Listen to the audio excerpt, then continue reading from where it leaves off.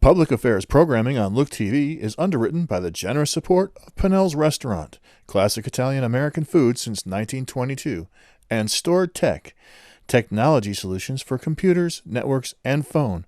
Stored Tech, your technology, our passion.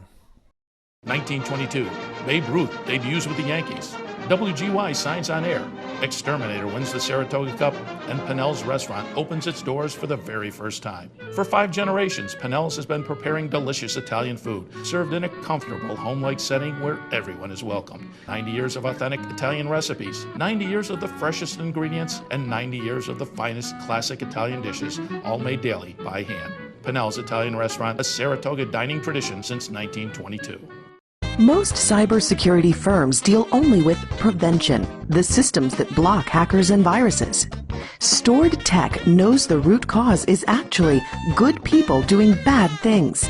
So we offer a security training program which includes certifying all participants to show they understand the basics. Technology solutions for computers, networks, and phones. Stored Tech, your technology, our passion.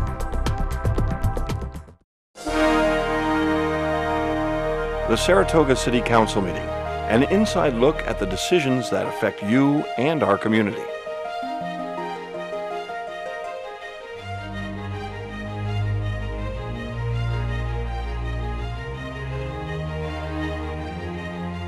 Good evening. Our agenda this evening will be a little bit different, beginning with our presentation first, but I'd like to open the meeting. Roll call, please. Commissioner Frank? Present. Commissioner Madigan? Present. Commissioner Scirocco? Here. Commissioner Martin? Present. Mayor Kelly? Present. Supervisor Leach? Here. Supervisor Bassett? Present.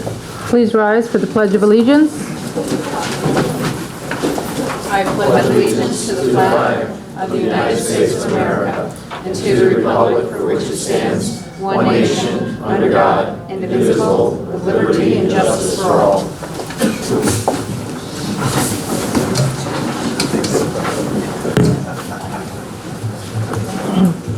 Tonight the order of our agenda is a little bit different. We will begin with a presentation by the city's consultant on the Unified Development Ordinance, the UDO, Camaros. Following the presentation and discussion with the council, the meeting will continue with 2 public hearings at 6:55.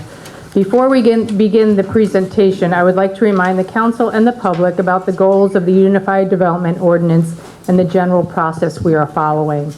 The Unified Development Ordinance, known as the UDO, objectives include implementing city policies, creating a document that is user-friendly, predictable, and consistent in its application, integrating land use and urban design goals, objective standards to help produce high-quality development in the city, permitting more development to occur by right, balanced with the goal of reinforcing and enhancing existing neighborhood character, encouraging creativity and the flexibility to respond to both market demands and public expectations, increasing the transparency and predictability of the city's development process. Camaros, the city's consultant on this project, has analyzed and completed a technical review for our current zoning ordinance and city policy documents. The intent of the technical report that will be presented tonight and tomorrow is to take council's input and the public comment and filter those into an actual draft ordinance. This is a high-level report meant to gauge public issues that need to be addressed in the ordinance. General process continues as follows. Comments about the technical review will be accepted through June 5th. With staff guidance, Camaros will organize and draft the ordinance over the coming months. Workshops for the council and the public will be held to review the draft ordinance. With staff guidance, Camaros will prepare the final ordinance. Additional steps such as county review, planning board advisory opinion, seeker, etc. will follow. There will be 2 public hearings and then the council vote on the final ordinance. The council has received a copy of the written technical report and the 1-page summary. There are copies of the 1-page summary at the public that the public is welcome to take tonight. I believe they're over there on the counter. There are also comment sheets here for the public to submit. An online comment form is on the city's website and can be found on the mayor's page. With that, I will turn it over to Arista Stringus and Chris Jeanette from Camaros. Thank you. Well, thank you everyone for having us here tonight. Again, I'm Arista Strungus from Camaros. That's Chris Jeanette from Camaros as well, and we're kind of tag teaming this presentation. Is that mic on? Is it? Yep. I think so. Yes. Yep. Okay. Okay. Do I need to get closer? Yeah, maybe a little closer. All right. Thank you. Lisa, you want to turn? Oh, you're going to have problems when Chris gets up here. And so actually, a lot of my first slide, the mayor introduced, so I don't have to spend much time on it. But we're going to do this a little bit differently than typical presentations. There's a lot of material in here to digest, and zoning ordinance is luckily kind of compartmentalized into key parts. So after each of those bigger sections, we'll pause for a minute, see if anybody has any questions, take those questions, and then move on to the next section. So it kind of makes it easier rather than trying to tally all your questions for the end. So the beginning is kind of the easy part. Again, as was introduced, our idea here is really to implement city policy. We're gaining this from a number of places, the first being the comprehensive plan. For any zoning ordinance update or UDO creation, the comprehensive plan really is our guidebook for what happens. The complete streets plan and policy, the urban and community forest master plan, as well as the Saratoga Greenbelt Trail plan. And again, this is creating a user-friendly document to start bringing in all these different elements to it so that it's easier to use, there's more transparency, development can proceed by right where that is desired, and then special approval where those types of extra controls are needed. One of the first key things about kind of doing an ordinance update and creating this UDO is compartmentalization. And this is really taking kind of like with like, putting them in discrete sections next to each other so that it's a lot easier to find everything that you're looking for. And so a UDO, while it's got a lot of parts, breaks down in these kind of bigger compartments. There's the introduction, which is basically the title of the ordinance, as well as the zoning districts and the zoning map. The districts themselves, you can see that Articles 3 through 7 kind of broken down into their larger land use categories. Article 8 is uses, a very important chapter, so it really sits on its own in that section. Development standards that include on-site development. These are things like accessory uses, parking, landscape, and signs. As well as the, moving on to the approvals, and these would be the different approvals that are part of the UDO. Who administrates this? What are the different zoning approvals? Things like special use and variance and amendments, as well as how a subdivision's approved.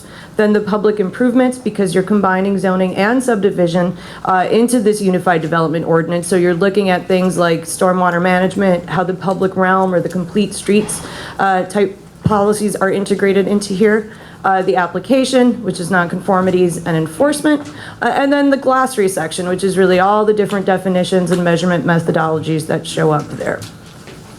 So one of the things that we really want to do in this is make sure that we give you something. Zoning isn't easy, but we can give you a document that's at least easy to navigate in a way to kind of really, you can find your way into it. And a lot of that is using a more graphic orientation, defining all terms, making sure measurement methodologies are all in one place and consistent. So building height is building height is building height. And a consistent voice. We're always using the same term to mean the same thing throughout the document. So this is kind of the easiest section. I don't know if anybody has any questions on the organization and orientation of the ordinance. Otherwise, I'll move to the next. Okay. So the next is the use structure. What we want to do is update the uses that are within your current zoning ordinance. They'll be part of this UDO. You have a general use approach going, which is what that illustration shows. Really, retail goods establishment takes the place of defining shoe store, clothing store, bookstore, record store, and the like. So we want to keep with that approach, make sure each of those terms is very well defined. Any of those that may have some impacts or some issues we want to address, we'll integrate use standards into those. And then we'll take a look at the district structure and make sure that the uses that are allowed, whether permitted or special, within those districts really work. That they're making sure that they're really reinforcing the form and the function of that district. And that would be organized in one large matrix. And then one of the key things we want to tackle here is in the transect districts, you currently only have special uses allowed. There's no uses permitted by right or any permitted uses within there. And we really feel that's important that landowners within those districts understand that there is a base set of uses that they are allowed to have within that district. It becomes a little bit suspect when everything you can do requires an approval, and approval can always be denied. We also want to address a number of emerging uses. On older ordinances, things change and new things come up, so we want to make sure that we address those. Many of them, as you can see, got a picture there of druthers. There's things like microbreweries and farm breweries, the farm brewery coming out of New York State requirements or regulations. Things like marijuana dispensaries that are kind of coming up everywhere within the country that we're going to have to address so that they don't cluster, that they're managed in the proper way. The issue of corner stores within residential neighborhoods. We call these neighborhood commercial establishments because sometimes they're not on the corner, so you can't really use the term corner store. But ways for those to have very low-level uses within neighborhoods to allow buildings that were constructed non-residentially to reopen as a non-residential use that can support the local neighborhood. And then obviously short-term rentals, things like Airbnb and VRBOs. How do we handle those? We don't have the full approaches worked out yet. These are the details that get worked out in the drafts, but these are issues we know we have to tackle. And then you kind of have these three groupings. That's why they're kind of underlined and italicized. The variety of agritourism uses that may occur in more rural areas, social service uses that are coming up more and more that cities have to deal with. We gave you a pretty comprehensive list within the technical report. Don't know if all of those are needed here in the city of Saratoga Springs, but we want to make sure, at least in the technical report, you could be able to kind of take a look at those and digest those things, like everything from group home to residential care facilities to drug and alcohol treatment, really addressing those. And then things like maker-creator spaces. How do we continue to foster an artistic community and a creative one at that, and entrepreneurship? So things like specialty food makers, like coffee roasters, live workspaces, pop-up retail, so that there's a way to kind of get that venue of creative entrepreneurship going. And then there's also the temporary uses. These are things that happen for a small period of time. What we would regulate within the UDO is when they happen on private property. So this is everything, as you can see some examples here, a temporary food truck park, a farmer's market. You have things like mobile food trucks that may set up in larger parking lots, temporary outdoor entertainment, which could be anything like a carnival within residential neighborhoods. Sometimes you have those as part of churches. Construction-related uses, some are very basic to how a city functions, model homes and the like, and temporary storage containers or pods, as people commonly refer to them. So that is how we are kind of approaching the use structure and the use approach within the UDO. And so taking a quick break, see if there's any questions to field. Okay, Chris gets all the fun because he has all the districts. So I'm going to let Chris come up because you're not getting off easy like I did. So zoning districts. All right. I always have to adjust the mic.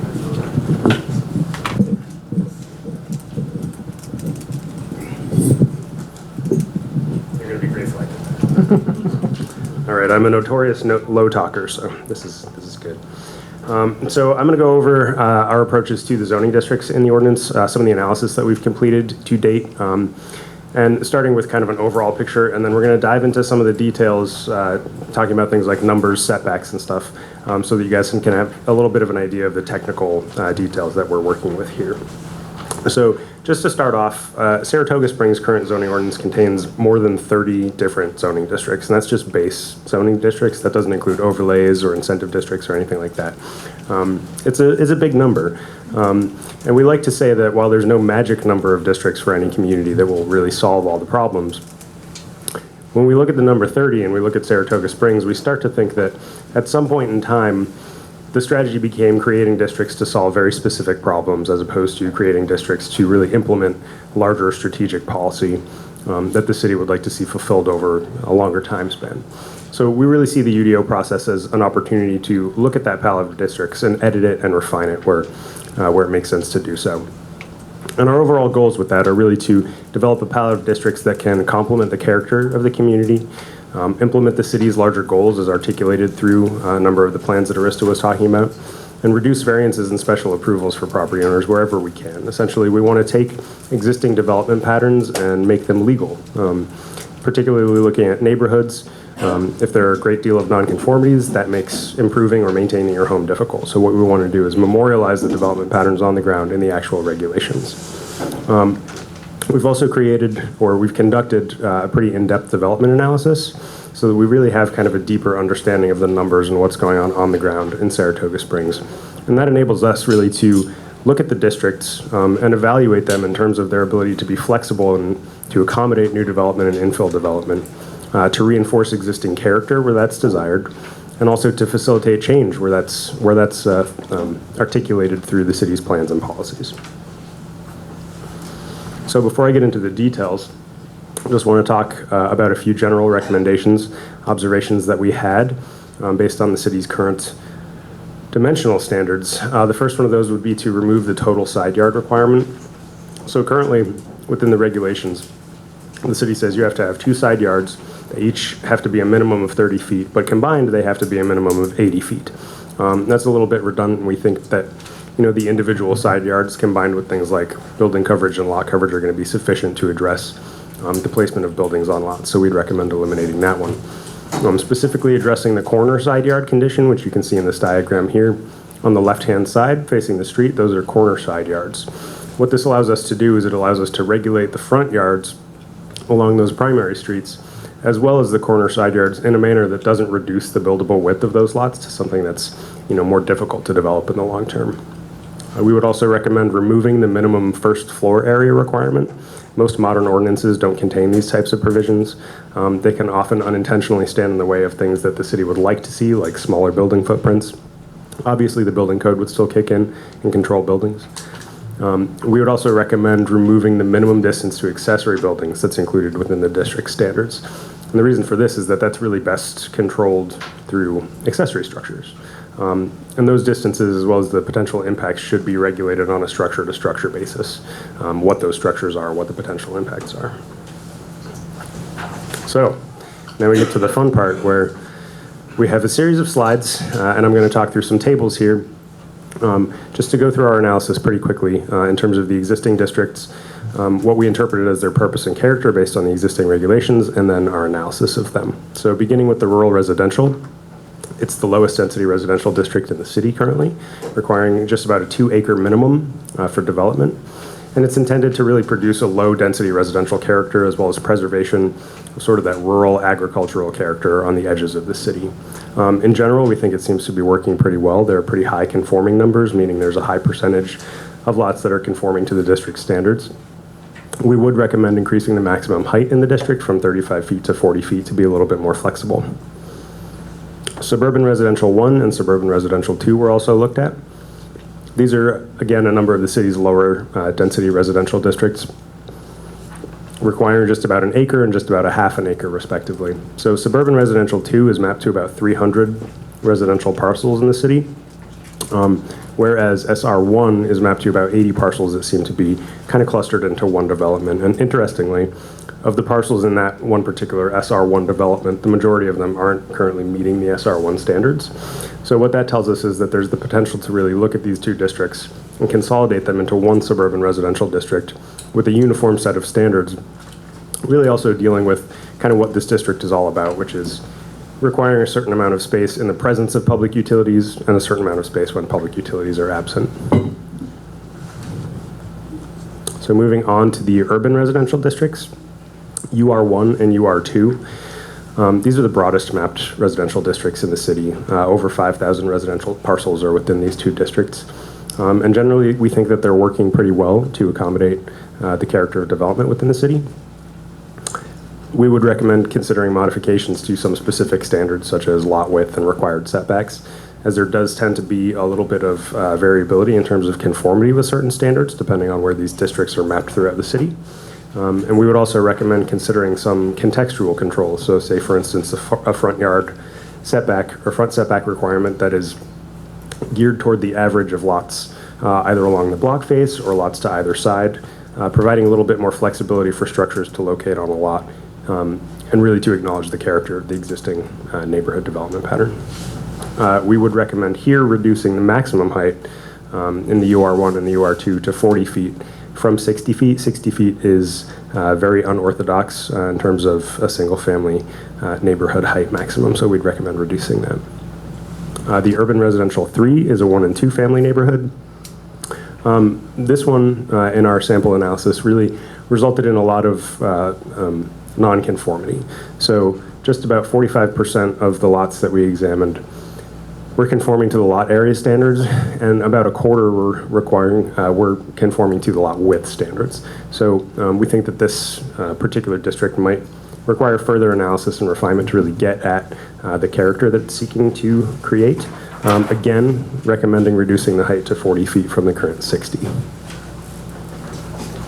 The UR4 and the UR4A are two of the denser residential development districts in the city. The UR4A is actually the densest at 2,000 square feet per dwelling unit. These all allow sort of a general mix of residential dwelling types: single family, two family, multifamily.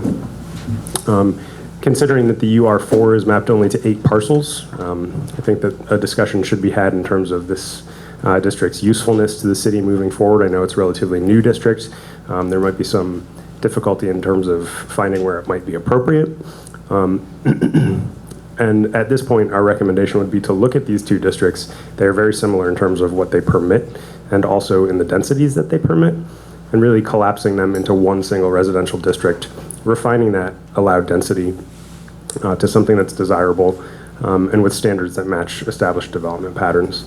We could also split the maximum height in a district like this so that one family and two family structures would be limited to 40 feet, and then multifamily structures would be allowed a little bit more height. Not perhaps the 70 feet that's currently within the ordinance, but something between the two. All right. Urban Residential 5. This one is a pure multifamily district. It only allows multifamily dwellings at 3,000 square feet per dwelling unit with a 185-foot height maximum. It's pretty sparsely mapped. I think there's one development that fits within this district. Again, the idea being that districts were kind of created to address very specific developments or specific problems. There's also an issue in that the future land use plan doesn't particularly articulate a desire for a pure multifamily district moving forward, so we might again want to consider consolidating this one into the larger sort of vision for the new UR4 district moving forward. UR6 is currently for mobile home parks. That's kind of an antiquated term, so we would recommend updating that to the term manufactured home parks, as well as refining the standards within that district to make sure that they're really addressing not even so much the internal organization of structures and the layout of lots within something like a manufactured home park, but that they really address the edges of development and where those parks interface with larger neighborhoods. And finally, the UR7 was designed for affordable units in two-family dwellings. Again, very sparsely mapped, and my understanding is now that the one development isn't in fact affordable anymore. So we would recommend eliminating this district due to the fact that we think that there are alternative ways that we can create in this ordinance and alternative processes that might be better at achieving the type of affordable development that the city would like to see. So I'm going to move into commercial districts, but before I do that, we'll stop and just see if you guys have any questions about the residential before I move forward. Yeah, actually I do. Good. You've made a recommendation, and actually we've heard this recommendation also elsewhere. We got a letter recently from the Saratoga Builders Association concerning the elimination of side lot restrictions or changing the side lot restrictions in the residential area and all that. And you know, I've heard from a number of constituents in various of the residential neighborhoods, you know, concern about where it's going to go with density in their particular neighborhood. And I know that in some instances, it's been the side lot restrictions that have kept their particular neighborhoods from being more densely built out than they are now. Will you be able to, at some point in this process, help us envision, if we're making these changes that are going to impact density in these residential areas, are you going to be able to help us envision what that's going to mean in terms of the number of extra people that are going to be living on these particular blocks, and maybe the number of extra cars and that type of thing also? Sure.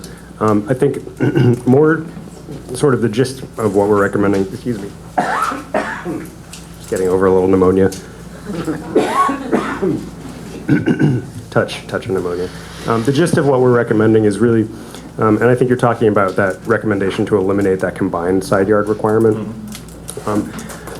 Really, what we're talking about there is kind of a So the example that I gave was each side yard is required to be a minimum of 30 feet, but the combined side yard is 80, right? So really one side yard could be 30 feet and another one would have to be 50. What we're proposing is that by eliminating that and including standards such as maximum building coverage and maximum impervious coverage, which would control the size of structures, which would control the size of structures on a lot as well as the amount of impervious surface on a lot. That gives us a couple new tools in terms of things that we can refine and things that we can tweak to really make sure that those structures don't get bigger in a way that's really going to have a large impact on the density of the neighborhood. So I wouldn't anticipate that a change like that would result in a large influx of new residents. It might result in a little bit more flexibility for property owners to build larger buildings or buildings that kind of move, occupy a little bit more of the lot. Yeah. The other thing to say is that in terms of the density, the lot area is going to be the same. So if you need, let's just take a number, 5,000 square feet to build a single family house, that determines your density. You're going to get one household per lot. The side yards aren't going to change that. So the density is going to kind of stay. If there's issues coming up because of how much multifamily dwelling you can build with the combined side yard, if that's in there, that's something else we're going to take a look at, including those density numbers, including in particular for things like multifamily developments. As you saw in the tech report, we talk a little bit more about how do we create more open space on site for those that are there. So that again, while you may have lost that combined side yard, if that's applicable there, you've now got this, as Chris is saying, this added component coming in that will change that. So I think in the single family, two family neighborhoods, it shouldn't affect the density because the lot area is the lot area, kind of at the end of the day. I knew you were getting there. I just wanted you to drink water. Thank you. Appreciate it. All right. Anything else before we move on? We're good. Okay. So I'm going to go through the commercial districts now, starting with the neighborhood complementary use districts. And this set of districts is really intended to combine specific non-residential uses with sort of a single family and two family neighborhood residential character. So things like Arista was talking about, the corner store, the neighborhood commercial establishment. A good example of this is the Beekman Street Arts District, which is currently mapped NCU 1. It's got a purpose. It combines all of those elements pretty well. It seems like a destination within the city that people enjoy and people use. People enjoy living nearby. NCU 2 and NCU 3, however, both of those districts combined are only mapped to 7 additional parcels throughout the city. So again, this looks to us sort of like the creation of 2 new districts to solve very specific problems in specific places. And so we're recommending the elimination of those 2 neighborhood commercial use, neighborhood complementary use districts, and replacing them with this idea of the neighborhood commercial establishment, which would be a use that would be permitted in certain residential districts, which would allow the reuse of commercial buildings for a very specific set of uses really intended to play nice with the neighborhood fabric. Moving on to the office medical business districts.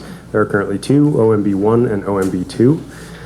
Office medical business 1 requires just about an acre in terms of lot minimum and allows business, medical, professional office uses. This has somewhat limited applicability in the city currently. It's really only mapped in one place on a small section of Ballston. And that section is actually marked Specialty Gateway on the future land use plan, which kind of leaves the future of this district a little bit up in the air. It hasn't really been used. It hasn't really resulted in much. OMB2 requires just a 10,000 square foot lot area minimum and allows everything in OMB1 plus hospitals and nursing/convalescent homes. So our recommendation here is to consolidate these 2 into a single office medical business district that's really focused on what the intent of that district is, which is sort of the more campus-like institutional office medical environment. Water-related business. It's hard to get rid of this one. It's kind of a very specific purpose. We think that it achieves that specific purpose well. And so we would recommend maintaining it with just minor tweaks if identified during the drafting process. The tourist-related business and the highway general business. These are 2 interesting districts that seem to be kind of sparsely mapped. And if you look at these districts, if I were to pull a car up in front of either one of these districts, and you were blindfolded and you got out and I put you in front of it and I said, is this tourist-related business or highway general business? guarantee nobody would be able to tell me unless they had memorized the zoning map. They produce pretty much exactly the same forms of development, which leads us to believe that they don't really have a clarity of purpose. They're not really achieving anything independent of one another. So what we're proposing is that both of these districts should be eliminated, and in their place we create a new gateway commercial district that takes the best parts of both of them, as well as the intent of some of the stuff that's in the future land use plan in terms of the specialty gateway, and might also even roll in some of the gateway design district standards moving forward into the future, so that it's a functional district that actually does what the city would like to do with these specific geographic areas. So the transect districts, this is an interesting set of 3 districts that are really kind of half form-based and half traditional zoning. They contain a set of really kind of subjective design guidelines, things that are phrased much more in terms of encouragement or shoulds rather than musts. And what we would like to see happen is for them to take on a much more sort of objective character and to become requirements rather than suggestions.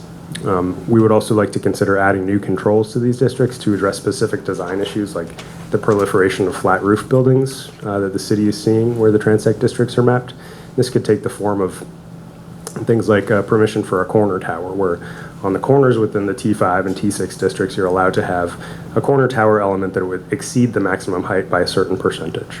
Or it could take the form of something like a height exemption for a percentage of the frontage, so that we could say in the T6 district, the maximum height can be exceeded by 15% for a total of 20% of the facade frontage.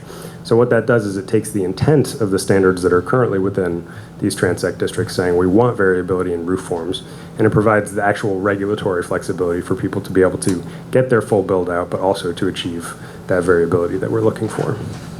We'd also like to reevaluate the setbacks or build-to zones within these districts to really ensure that they work within the context that they're mapped. Street widths, we want to make sure that they're not creating kind of a canyon effect in certain areas within Saratoga. So to that end as well, we'd like to reevaluate the minimum and maximum heights that are required by these, and think about things like maximum heights as a ratio tied to the width of a street, or requiring building step backs, where after the first 2 floors, the first 2 stories, you're required to push back 15 or 20 feet before you can go up higher.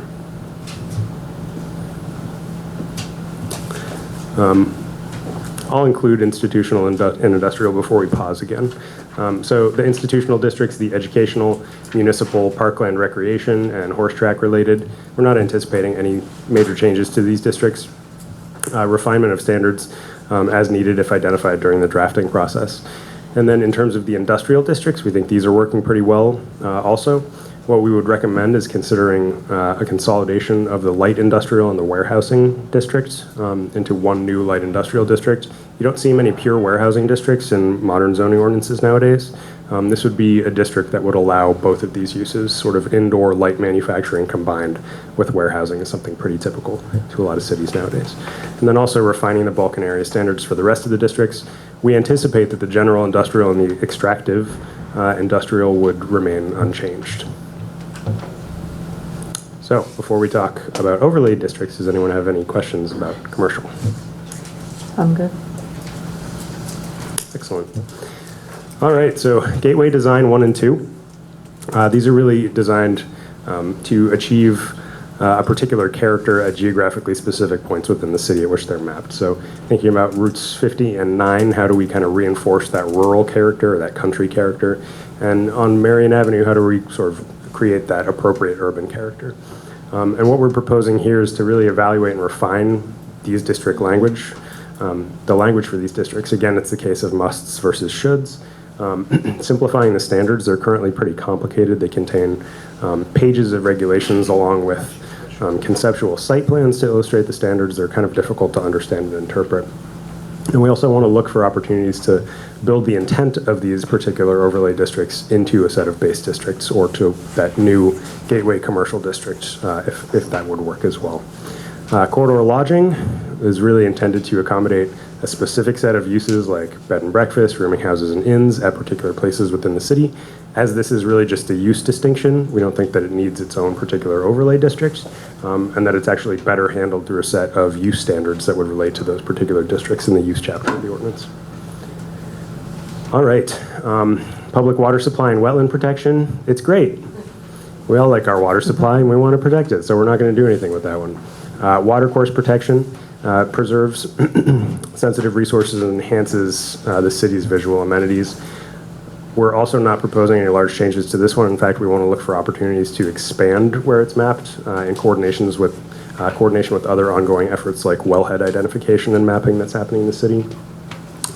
Natural Resource Protection Overlay District would be a new one, similar to the Water Course Protection District, but really focused on areas of significant mature forest or critical wildlife habitat within the city. And then floodplain, which would be a reference to the federal emergency management maps as updated. So this reference, as those maps would updated, this reference would always stay current. And also ensuring that whatever happens in that overlay district would be in alignment with Chapter 120 of the City Code. So finally, and this is the last one, incentive districts. So this set of districts is really intended to provide an avenue for alteration of the underlying base district standards, so things like height or density, in exchange for a series of approved public benefits. So whether those are access to public open space, affordable senior housing,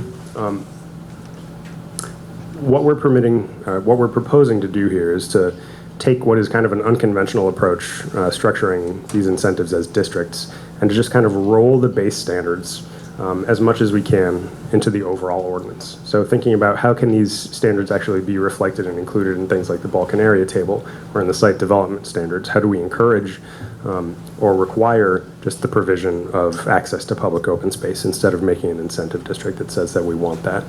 And we're also proposing that the city consider alternative approaches to incentives, so things like the revision or restructuring of bonus provisions. So, you know, if I come in and I have a development proposal, if I do X and Y, I can get Z, and just make that clear.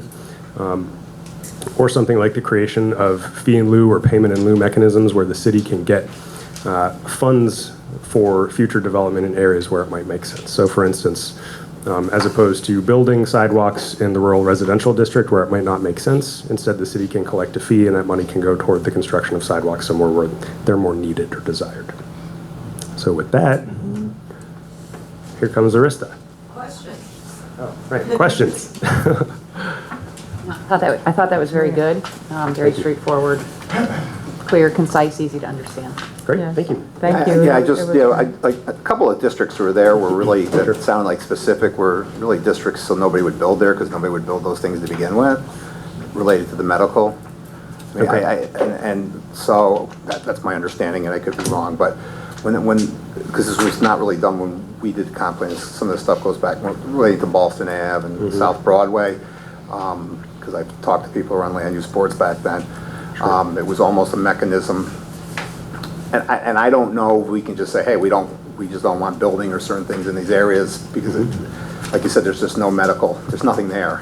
Yeah. And based on the it's a gateway, and based on the location that it's at, I don't, that's the concept I don't quite understand. Like certain things we want to exclude or we don't want in the gateway? Well, yeah, so for example, when you're coming in from Boston Spa and the Boston Avenue extension, there's those certain uses there. Basically, you can't build anything there because nobody's going to be building medical buildings in that area. And we had this issue when, you know, we talk about Sobro, but years before that, Supervisor Veach and I did what we call gaps. It was the South Broadway, and there was some zoning there. And when we had, you know, previous board members come out, he said, yeah, we did that basically so nothing would be built there. Now some things have gone through the board approval process and. The hotel there on South Broadway. TRBD, you'll just find like one parcel that's TRBD down there? Right. So, and you were talking about like either combining it or doing them, but I just wanted to kind of throw that out. I don't know, it's from a historical standpoint that, because some of it just doesn't make sense. If you're close to a certain area, I know we had like Four Winds over there, but that sits back off of South Broadway.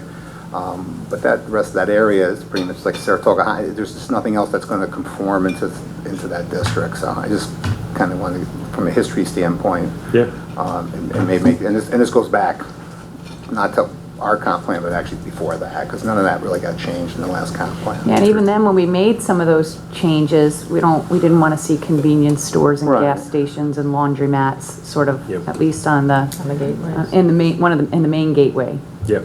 Yeah, I think when we look at the Boston Ave, we wanted to kind of make that, keep it green. Keep it green. But instead of saying that, we just came up with this, or when I say we, years ago came up with this district that nobody's, and so anybody has to do anything goes through this whole process, and I just find it. I think that the hope moving forward is that we've got the guidance of the future land use plan, and we create a set of districts that's really geared toward implementing those future land uses. So, and depending on how you look at it, either the nice thing or the discouraging thing about zoning is that zoning really sets the stage, but it doesn't make anything happen. If there are other issues with that land that's taking place, the simple act of putting the zoning designation on it doesn't mean it's going to be immediately developed. But what instead we're doing is we're saying that we're matching up what the city says that you can do on this piece of property with what the city says that it wants on this piece of property. So that's the best strategy for moving forward. You guys are very sharp. I like everything that you're doing, and I do like the combining and then restructuring this. I think Commissioner Maddox and Commissioner Rocco were here, but I tried to do something with the Beekman Street. We were trying to get, and it became so residential also in that area, because that area years ago wasn't as popular as, so that we kind of brought the Beekman Street Art District there. Everybody came in, and then when we tried to get more artists in there, everybody lived there, said, we got enough artists, And then they were also concerned, because there was a bar, and that's where it originally was, and Meg and Skip will tell you that, there was all bars and Italian restaurants and everything in that area. Are you inferring that we hung out there? Yeah, I'm not. I'm not saying we did, but I may have been there. But anyways, but this is great. Well, it just seems like you're trying to streamline it. It's very clear and concise, and give us some flexibility in zoning too, but kind of also make sure we know what shouldn't be there.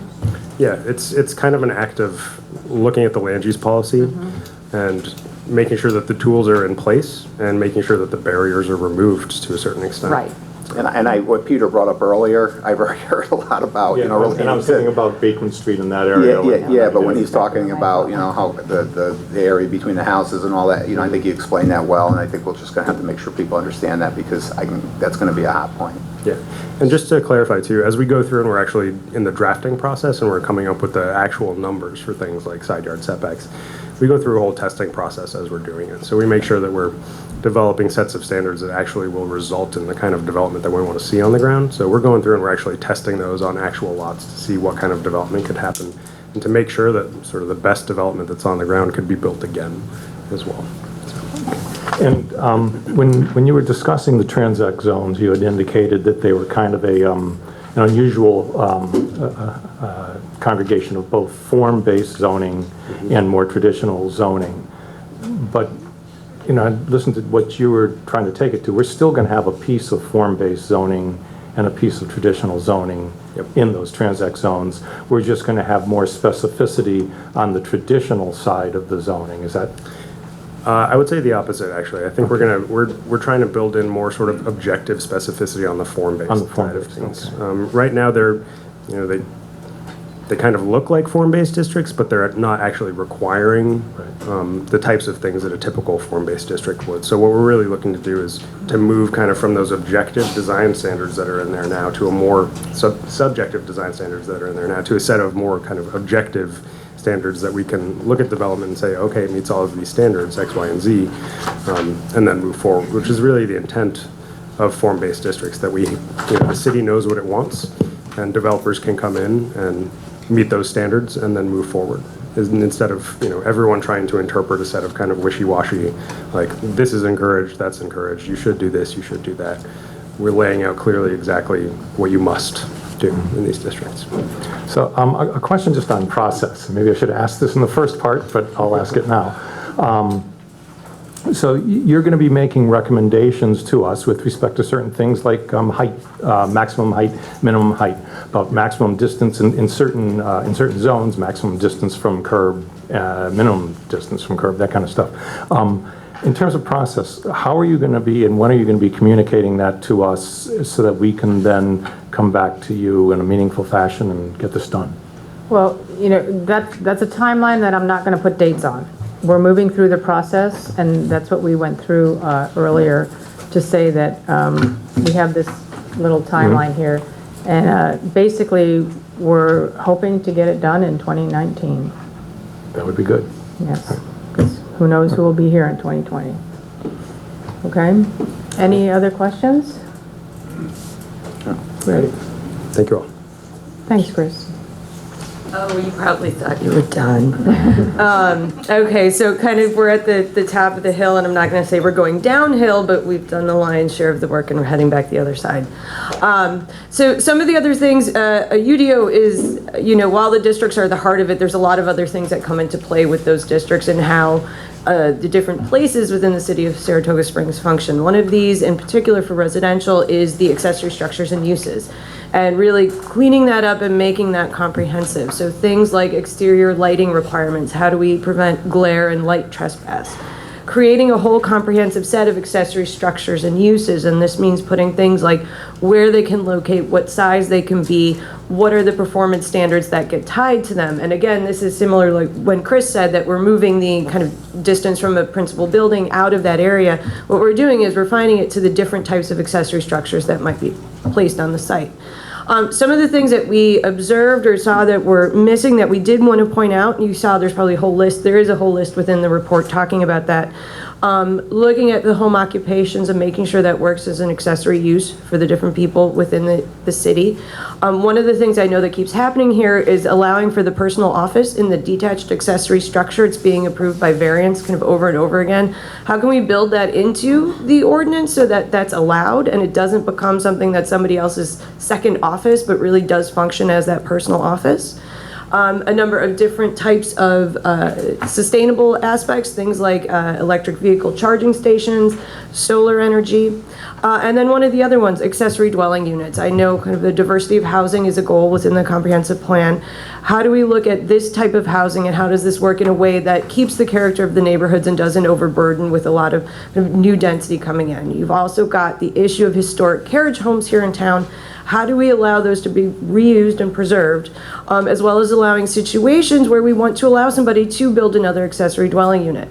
We did list some examples of standards. You can say things like what the property owner has to live within one of those two structures. There can be limits on the size of the lot before you can get one, unless you're a historic one that's been there already.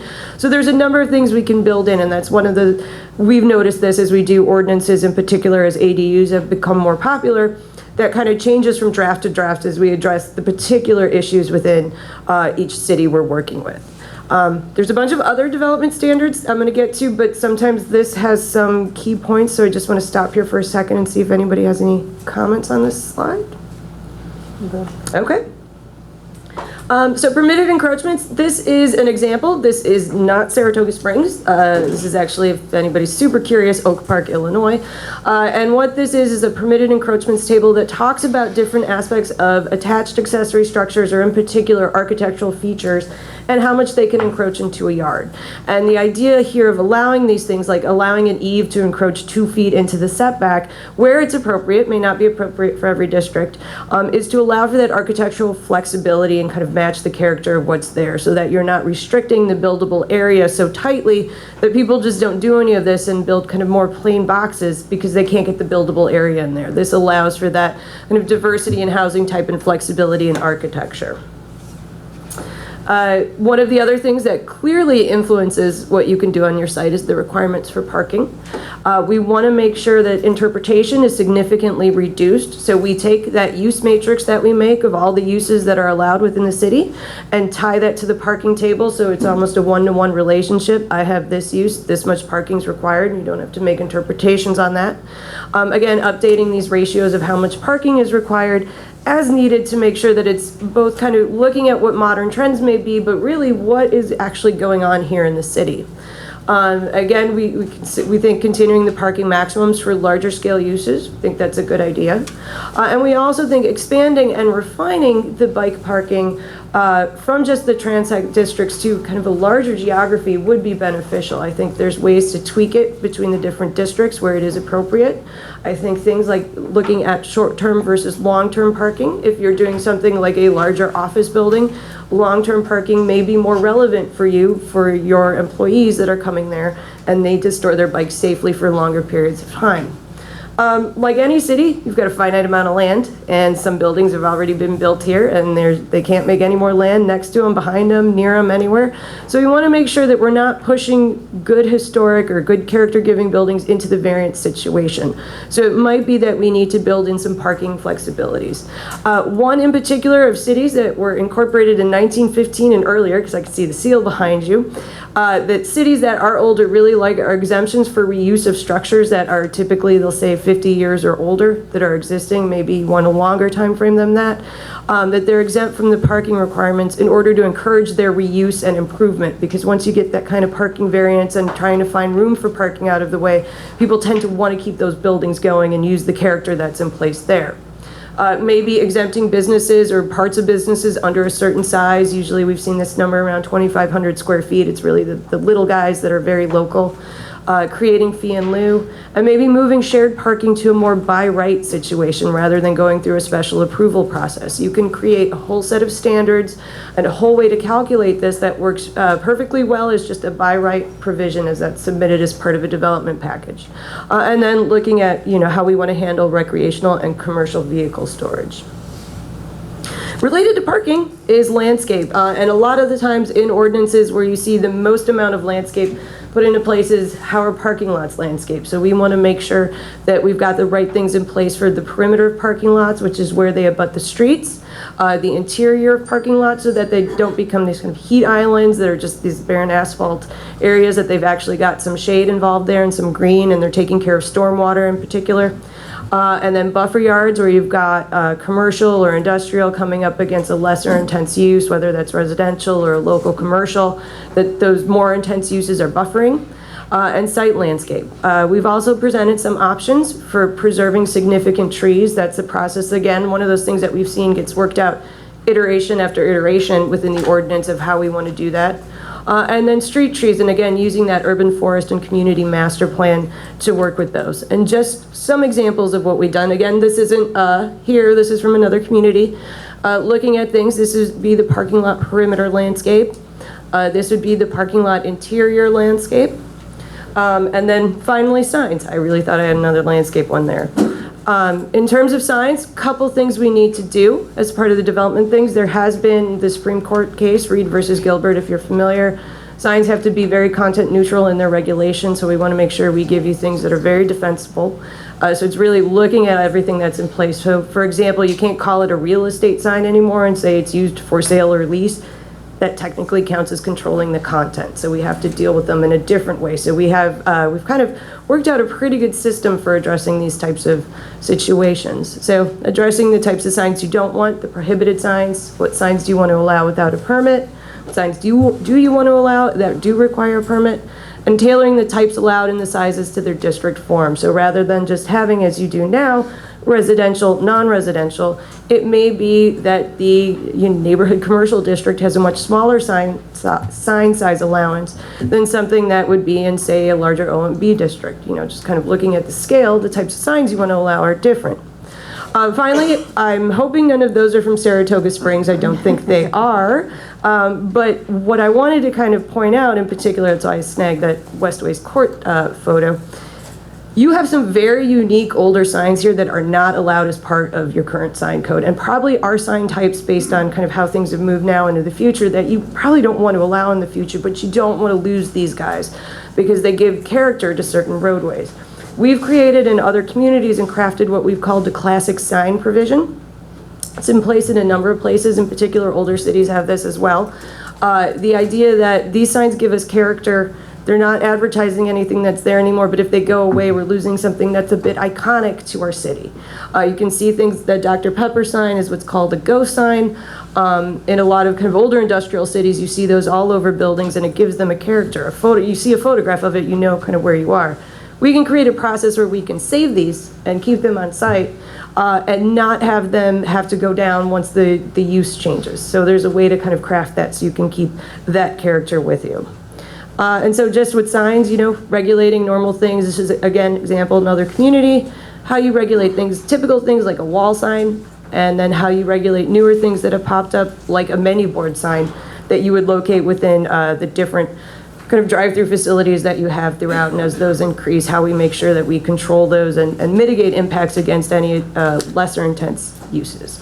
So I know that was a lot, so I'm going to pause on the development standards and see if there's any questions. I got a question, it's probably a dumb question, but in the landscaping piece, if there's a high density, like, houses are pretty similar, pretty close, have there ever been any provisions for, like, say, specific trees that could be planted next to or close to the resident next door, or type of landscaping?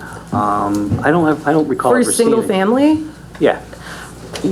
I can honestly say I don't think we've ever written landscaping for single family.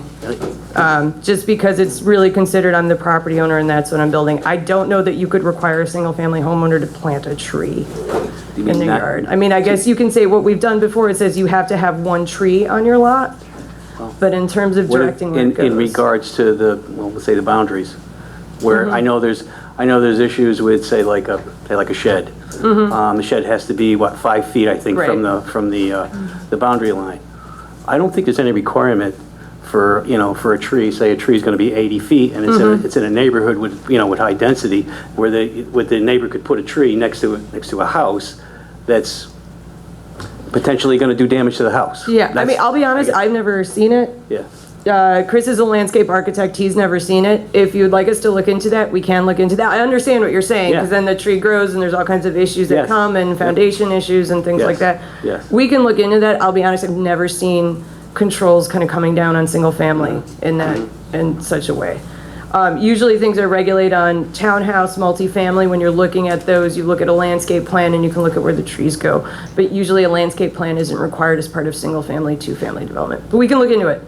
Yeah, I know for a fact that our land use boards have made on residential single family, put like arborvitaes or certain type of trees on. I don't know if it's for purposes of watershed purposes or things of that nature, but I know I have 2 clients that I know that over the last 5 years the city's said you couldn't. They made them do that. Is it large-scale residential developments, like a subdivision? Yeah, it's like, well, no, it was a single-family lot. In this case, I think it was a 5-acre lot. And it was under review, so they had to? It was just part of the part of the site plan. It was part of on old Schuylerville Road over there. Yeah, we can look into it. Yeah, usually when something's coming under site plan review, you can look at and say, I've seen it before where you've had a requirement, single family lot has to have 1 tree, and you just kind of leave it. I've seen that in ordinances before. And so the idea is if it's coming in for site plan review, the good thing about site plan review is it allows you to kind of move things around on the lot as part of that process to say, this works better here and there. So I think that's kind of where it probably came in. Yes, okay. So we'll definitely look into this. Okay. Thank you. Okay. So kind of moving on, we got this and one more thing, and then kind of made it through. So the whole thing, we have all this, so we want to make sure that we administer it correctly. So we want to really organize, make sure that they're very clear, the different approval processes that take part of this UDO. And you've got 2 things going on. You have a whole set of zoning approvals, and many of these are probably familiar to everybody here. Things like text and map amendments, special uses, variances. Many of these things have been established through New York State regulations, through various case law that has come down, and we just want to keep in line with that. So it's basically taking what you have and just making sure that it's all in line with that. There's really kind of limited area for movement within that aspect of it. The one thing we did want to point out that we're suggesting, I'll talk about in a second, is the administrative modification, and I'll go through what that is on the next slide. In terms of subdivision, again, very similar. A lot of this comes down through the state about what you can and can't do, so we're going to keep with those, but we did want to suggest that perhaps you'd like to create an administrative subdivision process. And administrative subdivision is, as it sounds, done at the administrative level. But what it really is it only allows very, very limited things to happen. You have to meet the district standards. You're only doing something like taking a large lot and splitting it into 2 lots, or you're taking 3 or less, so 3 or 2 lots, and moving those lines around or splitting those. You're taking 1 lot and making 3 lots. Sorry, got that confused. All those 3 lots have to meet district requirements. They have to be fronting on a street. They can't require any other public improvements. Those have to be in place already. So it's really a way for people who have an improved lot already in place to do the lot split that fits the district that they're already sitting in. So that's what that intent is for an administrative subdivision. And that can even be tweaked down. We had suggested 3 because we had used that number elsewhere and people seemed okay with it. It could be you can only make 2 lots and that's it. Again, streamlining the conservation subdivision, it's a good provision. It just seems very bulky in application. And then the one thing, you do have this cluster subdivision as well, but it seems conservation and cluster are kind of turning out the same product. So our suggestion is really to kind of put them together and create one streamlined process for that. And again, things like updating the approval standards, identifying all the people that administer the UDO and what their responsibilities are, creating clear processes for filing. So it's really that aspect of it. I think the one thing we also, so this was the one I wanted to kind of mention. This is a new application we've proposed. We've brought it to a lot of communities and people tend to like it quite a bit just because of the workload it reduces. It's the idea of an administrative modification. It's almost what we call a baby variance. And the idea is this is a very limited, very set of type of modifications that the zoning officer can approve administratively. It typically includes a notice requirement that's much smaller, the adjacent property owners, and essentially they have about 15 days to approve this. It's things like a 10% modification of a dimensional standard. So if I require a 10-foot side yard and I only have 9 feet, could be approved under this process. You can lower that number. These are just suggested thresholds. There's nothing magic about them. They're ones that we know have worked. They can be lowered if that concern is there. There's standards that need to be met, again, similar to like a variance. And also, it's always appealable to the Zoning Board of Appeals. It's always got a process in place. It doesn't just stop with the zoning officer, but it's a way to reduce these kind of really small things that are unique to a site that really it's a 3-inch modification doesn't need a very long process to get to that 3-inch modification. And then similarly, we want to update the site plan review. Again, this is something that we wanted to talk about, something like administrative site plan review for projects under certain thresholds. Really looking at maybe staff can look at additions under 10% of the building footprint. So certain ways to kind of really ease and streamline the process as it goes forward. When we read your ordinance, thought you required a site plan review to have a public hearing. We learned that it's something that's optional. We think it maybe should just be rephrased to have a public meeting that requires notice to the property owners surrounding the area. And so the last 2 things just to bring up, one is modernizing the PUD. The plan unit development now really looks at things as a district, and more modern, flexible PUD really looks at it as an approval process. So it stays with the base district. So if I have a commercial district and I want to do something that's maybe a little bit taller, a little bit closer to the lot lines, I can apply for a PUD that links to that commercial district and states which things I'm modifying.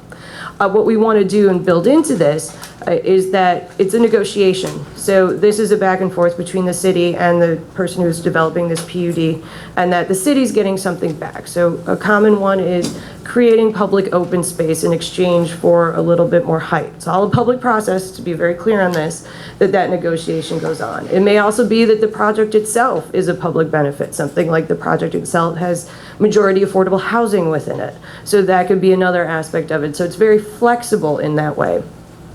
Again, this does have a full public process. It's done usually in a concept plan, a preliminary plan, final plan, so that there's enough vetting that goes on. But we think it's something that could work a little bit better than what you have. Benefit of it is, as an approval process, it has an expiration. So if I get a PUD on this commercial piece of land and I don't act on it in 5 years, that PUD expires and it's just that commercial piece of land again. So there's a predictability. Either you're going to do it or you don't. I've worked in communities where they didn't have the expiration and it's a bit disastrous. And then finally, nonconformities. As Chris stated, what we're really trying to do is reduce the number of nonconformities you have within the city, but unfortunately some will continue to exist. Cities aren't uniform no matter what you want to do.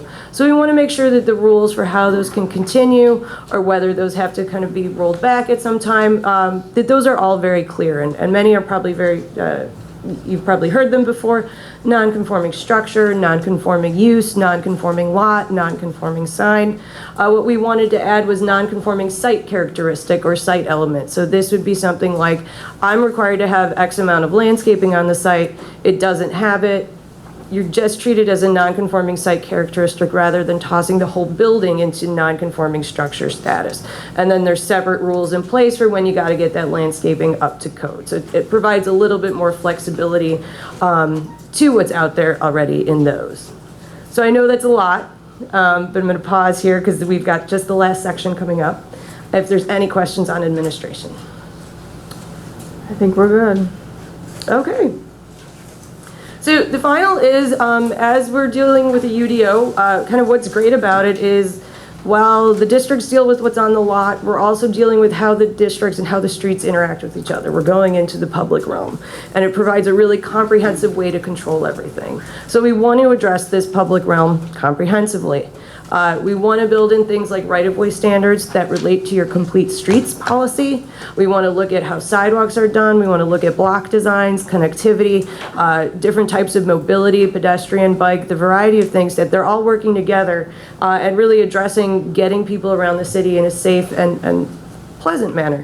One of the things we know, even just looking at things like the future land use map and all that, you're not the same throughout. You have urban areas, you have suburban areas, you have rural areas. Standards can't be universal. It's got to be tailored to each one of those types of places that exist here, and perhaps even to the types of districts within those places. We'll need to see that as we kind of flesh out the drafting. But we really want to work on that. And we like to illustrate these, again, another example, and you can kind of see the differences that happen in this community we worked in.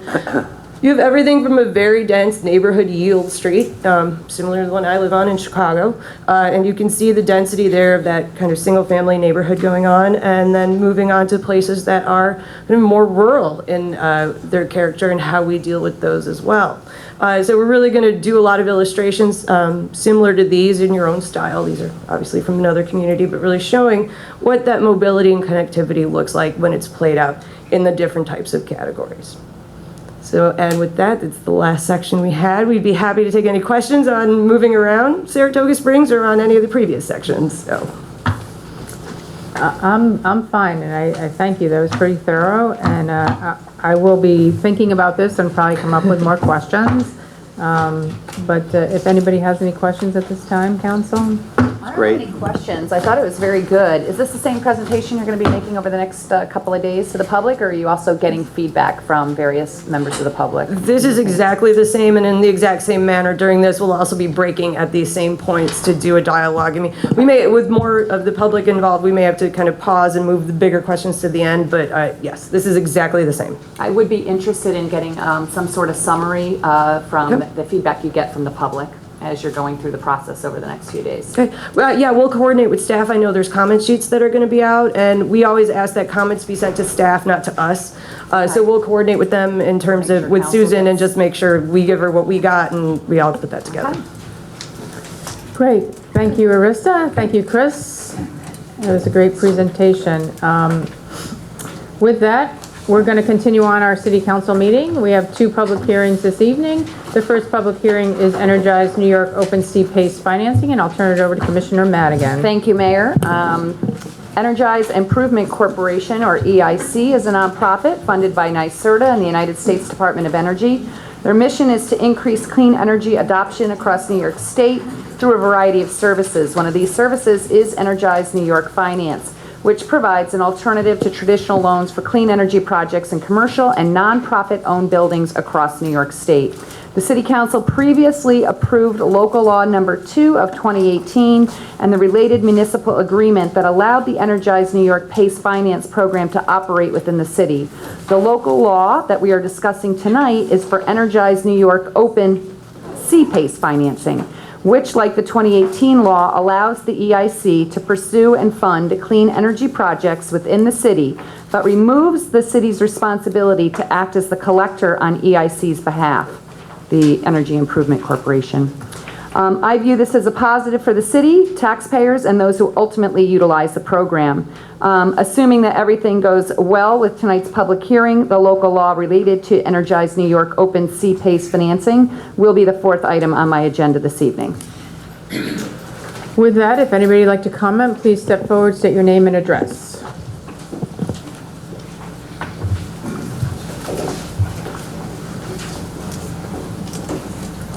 Good evening. My name's Rob Gaucher, and I'm actually from Buffalo, New York, but I'm working with a local application here that is looking to potentially utilize PACE financing for their project. And just wanted to comment quickly that, now that commercial solar energy really has found some traction here in New York State, nonprofits and for-profit entities really can take advantage of PACE financing as an option to banks if they can't get access to capital.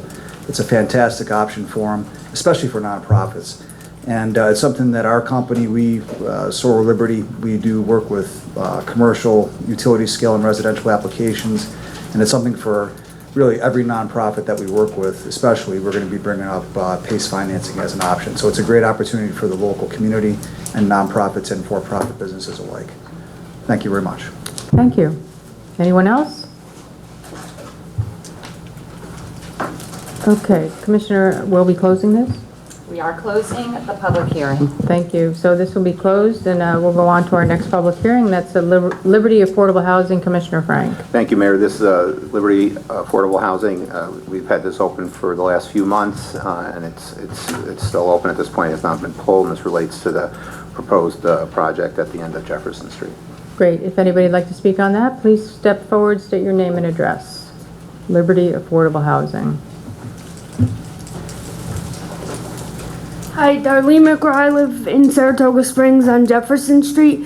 I actually made a phone call earlier this afternoon. I spoke with a gentleman by the name of Art, and he was telling me the definition of affordable workforce housing is not more than 30% of your income and between $30,000 and $60,000 for income. So I finally got my answer about that. I hope that's with the rest of the city too. Thank you. And we're keeping this open, Commissioner? At this point, yes. Okay, so we'll keep that open, and if there's nobody else, we'll move right on to our public comment period. Next on the agenda is a public comment period. I ask you to try to keep your comments brief, up to 2 minutes. There will be a bell to signify the end of your comment. Comment period will be for 15 minutes. Please be respectful to the speakers while addressing the council. Please address the council as a whole. Anyone who wishes to address the council on any issue may now come forward and state your name and address and provide your comments. Nobody wants to comment? I'm going to close it if you don't want to come. Okay. Thank you very much. I didn't realize it'd be a stampede here, so I thought there would be, but that's okay. thank you for allowing me to speak, Mayor and Commissioners. My name is Dr. Richard Falavina. I'm a resident of Saratoga Springs. I live on the corner of Clement Avenue and Carriage House Lane, which is about 3 blocks from a building lot that Saratoga Hospital proposes to build a medical office center on. I practiced medicine in New York State for 39 years. In that time, I've been a staff member at more than a dozen hospitals. I've been a chief medical officer at 3 different hospitals in New York State. I'm currently, for the past 6 years, I've been the chief medical officer of Saratoga Hospital. I can assure you that Saratoga Hospital is an extraordinary hospital. You're an extremely fortunate community. It is certainly one of the best community hospitals in New York State. Many measures, its physicians and its programs are in the top 10% of this country. Great hospitals need great medical staffs, and great doctors only want to work at great hospitals.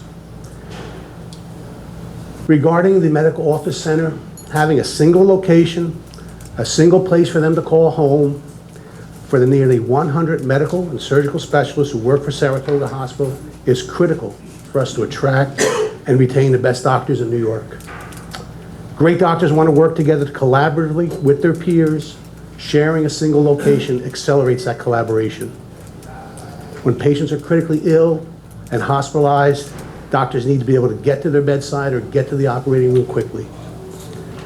I assure you that everybody at Saratoga Hospital makes the decisions with great deliberation and care. Whether it's about patient care, planning for our future, bringing new doctors and new programs to town, Saratoga Hospital will always act in the best interests of the community. We take our responsibilities very seriously. Saratoga Hospital is an extraordinary community hospital because the medical and the administrative leadership have made great decisions in the past 2 decades. I ask the citizens of Saratoga Springs, the members of the city council, to trust that Saratoga hospital leadership to continue to make the right decisions. Thank you very much. Thank you. My name's Dennis Holte. I live on 19 Collins Terrace. Contrary to what the hospital states, it's not just a building lot. It's 17 acres. It's currently an expansion of 58% of the hospital's footprint in the city of Saratoga. It's all the way from the commercially zoned roads of 9N, Truck Route 29, Church Street, where the main campus is. It's a land grab. They're putting 8.5 acres. That's what they say they need to build their 88,000 square foot, 54-foot high, 300 space parking lot, right against residential housing in a residential neighborhood. City Council, the Planning Commission, they never really questioned it. There's 17 acres being rezoned, not 8.5. Why are they putting it against residential housing? Why are they encircling Morgan Street, Woodland Court, and the east side of Myrtle Street? Nobody asked those questions. So either people are not that smart, or they're not that ethical, or then both. I question why they aren't just allowed 8.5 acres of rezoning, including the 3.5 they already own, which would be the Mackey DeCrest estate. They could build it there. It would be all west of Myrtle Street. None of it would be on Saratoga or on Morgan Street. Nobody asked this question. Nobody seems to care. The hospital says, oh, we don't know what we're going to do with the other 8.5 acres out of that 17 acres that's being rezoned. That's nonsense. They know what's going to be done. And I say that people on this commission here know. And that's a problem. It's a big problem. And it's an ethical problem. So my question is, why don't people ask those high questions? Why doesn't the city council just give them their 8.5 acres, including their 3.5, which means 5 acres of rezoning? And that would satisfy everybody. Thank you.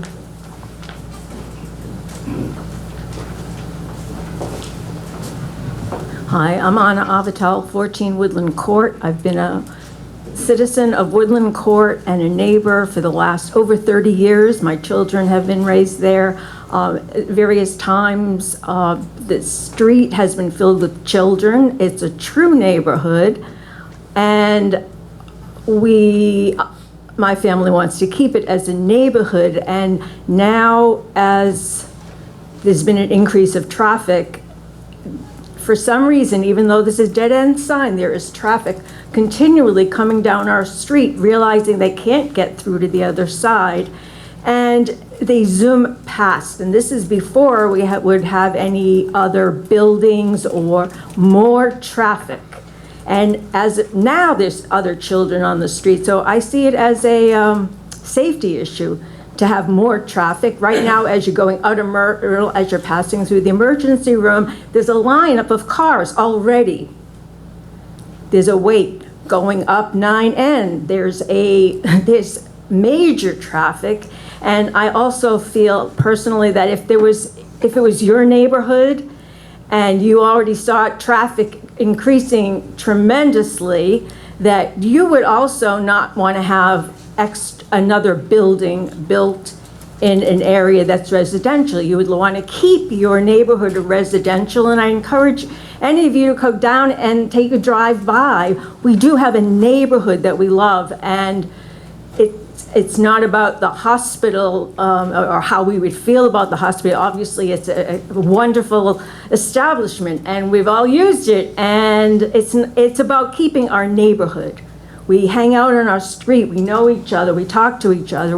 There are people that have lived on my street for more than 30 years. There's a former mayor that lives on our street.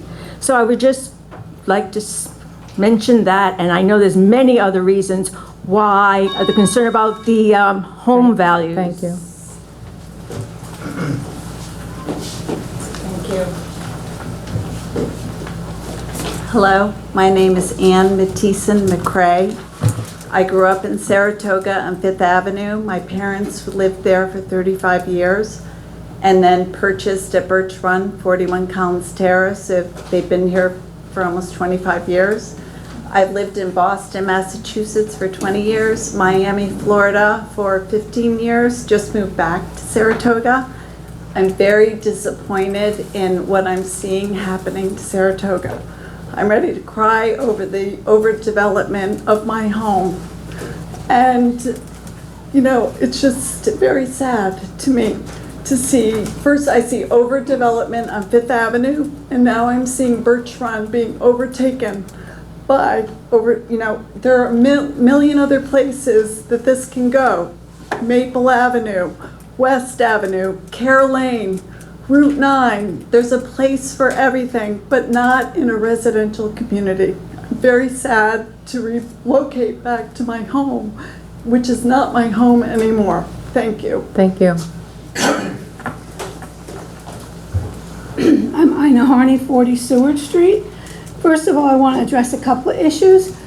Our neighborhood was stolen from us in the middle of the night at that comprehensive meeting. It was done in the last hour of the last night, after midnight.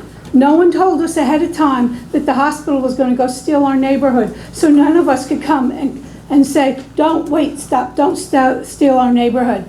And we're counting on you now to give us back our neighborhood and take the thievery away. Nobody's against the hospital. Nobody's against the hospital having an office building. We're against the hospital having an office building in our neighborhood. They say there's only going to be 100 doctors. That's 400 employees because each doctor has a PA and a receptionist and maybe a nurse. That's 400 cars. That means your 300-car parking lot immediately is overcrowded. I drive by the Honda dealership every day and I look at those 300 or 400 cars and I cringe when I think that's going to be in my neighborhood. Then they said, oh, each doctor only sees 2 patients a half an hour. Well, why do I have an appointment at 9:15, 9:30, and 9:45? That's 4 patients an hour for 100 doctors. That's 400 cars coming in and out of that area at any given point, at any hour of every day. They talk about being able to get to the patient's side. Well, that's when they're in their offices. What are they doing at night? After 5 o'clock, do we die in the hospital because these doctors can't make it from their homes? What about the weekends? Don't you have good emergency room doctors already that can handle an emergency without you having to be there within 5 minutes? And the whole meeting the other day was like, no backseats. That's all they got up and they said, you gave it to us before, you can't take us. You gave it to us before, you can't take it back. Now, then they say, well, we can schedule consecutive appointments. Get a life. I can't even get 2 appointments with the same doctor on the same day. There's no such thing as an emergency that can't be done, that they have to be there in 20 minutes. Thank you. Your Honor, members of the council, I'm Matthew J. Jones. Very pleased to see that the council had Camaros come here tonight and a thorough presentation, part and parcel of the comprehensive plans turning into the zoning ordinance, which is the function that the council is performing now. Interestingly enough, this is not the first time City Council has done this. First time it actually occurred in 1960 with the first comprehensive plan, actually called a master plan then, following which a year later the city adopted its first zoning ordinance in July of 1961. So you're following a process identical, repeating itself about every 10 years. 1970 was the second one, into the 80s and so forth. You're repeating a process that's been done by city councils for more than the last half century. Drawing from the wisdom of the 1970 comprehensive plan, its authors talked about planning and the subsequent zoning coming out of the comprehensive plan this way. They said planning is a continuing process. Conditions and circumstances change, and municipal plans must change accordingly. In this context, it must be remembered that no plan is static or sacred, and the proposed changes must be weighed in their own merit and within the parameters of good planning principles. And that's precisely what the Comprehensive Plan Committee did when it gave you the recommendations unanimously in 2014, and this City Council and its predecessors in June of 2015 adopted that comprehensive plan. And now comes the implementation of the zoning, the process you're in. So very pleased that Camaros is moving the ball down, and a process that you inherited from the previous administration. You're making good progress at it. And on behalf of the hospital, we're pleased to see it proceeding this way. Thank you. Your Honor. Hello, I'm Penny Lockwood. I live on 50 Myrtle Street. I'm looking at this view about the approaches and the goals of the UDO. And one of the goals is to permit more development, but balanced with reinforcing and enhancing existing neighborhoods and their character. I feel like that having a building, an office building put in my neighborhood really goes against this goal. I also feel that we are designated residential. That was supposed to protect us. A residential zoning is supposed to protect us from these kinds of things. And this change in the zoning takes away that right from me. I'm also concerned about the environmental impact. And I think that when we first started talking about this a couple of years ago, there was not, my understanding, and hopefully maybe I'm wrong, but there's not a lot of information in terms of the impact of the environmental impact on this with this building. I know that one meeting recently, a neighbor talked about how the water from runoff from the apartment buildings, the new ones, Park Place, had really ruined his house. He had to have a whole bunch of remediation done. I'm not sure how much has been done about the environmental impact. Also, it says here that there should be something about lighting and really mitigating the effects of lighting on neighborhoods. My house is across the street from the big complex that the hospital's built with the dialysis center and things of that sort. I spoke positively about that development recently because they did a great job where they entered it. It doesn't bother me as much. But my living room is light all the time. I have to close all the blinds because at nighttime I have all the lights from the parking lot shining in on me. I think that the people who live on Morgan are going to have that problem, and I'm wondering how that's going to be dealt with and mitigated. I don't see that it's really worked with the existing parking lot now, so I'd like to see that looked into. Thank you. Thank you.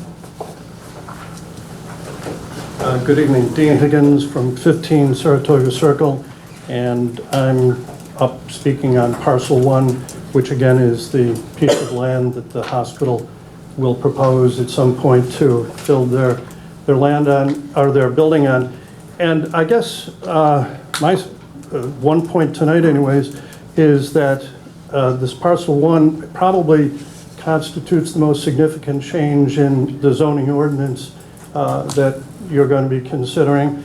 And I did listen to Camaros talk about all of the changes, but with respect, I didn't hear anyways, with respect to the Parcel 1, I heard no description, no basis, no background as to why this long-time residential piece of property should be changed to a commercial. If they think that the hospital's plan is a good one, let them tell us. There is, of course, there is no plan. But what is the basis for changing this zoning? And wouldn't we like to hear it? And I think it's important too, because if you go back and you're going to be asking yourselves, well, the comprehensive plan allowed this. Just think about what the comprehensive plan says really about what the change was going to entail. There was no project before the comprehensive plan. I think the record is barren with respect to any description of any plan whatsoever. So I'm just saying, listen to Camaros, ask them why they think this is a good idea, and if the comprehensive plan is the basis, have them explain to you what it is that the comprehensive plan said that influenced them. And the only other thing I have is I have a question maybe that could be answered at some point by someone or other, and that is whether or not the council would be planning to approve the zoning map ahead of the final vote on the UDO, whether or not this is going to be a single process or whether or not there's going to be a... Thank you. Okay, thank you. We are approaching our 15-minute mark, so I'll take two more. It looks like I have two more people standing up here. Okay, my name is Alice Smith. I live on 8 Woodland Court. We are tired of hearing the history of the comprehensive plan, and the assumption that it should be passed because it was passed 3 or 4 or 5 years ago. We have stated the hospital uses the word a handful of neighbors. There are at least 100 neighbors that oppose this versus one customer, one hospital. When there are that many, we feel that the city council should do their obligation and look into it carefully. We just heard a presentation from Camaros that took 1 hour and 15 minutes where they talk a mile a minute, and in 1 hour they address every issue in the whole city, lights, density, traffic, you name it, everything. I get the impression this is the way the comprehensive plan was passed. It is so complicated that you have no choice but to say, okay, because at the end of every analysis, they say it will conform to neighborhood character. It does not. And a nice neighbor of mine said that we should have Camaros look into it. I don't agree, frankly. I think the city council should have experts look into all of this more carefully before they make any decisions. I still insist that the comprehensive plan should be looked in, should be passed, and this parcel should be looked at and analyzed totally separately. Again, I am very frustrated by this. All these new proposals that were just talked about leave a wide interpretation for city councils or interested parties to just say, this is the way we're going to interpret it, and they can pass any new rule. Zoning rules are made for a reason, and they should still be respected, regardless of recommendations from anybody in town or from outside of town, or whoever pays for them. Thank you very much. Thank you.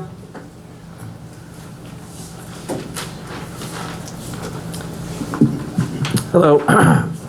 My name is Frank Marshall. I live at 255 Hudson Ave in Stillwater, New York, a town in Saratoga County. This is the first time I've addressed the city council. I grew up on a dairy farm, but I was born at Saratoga Hospital.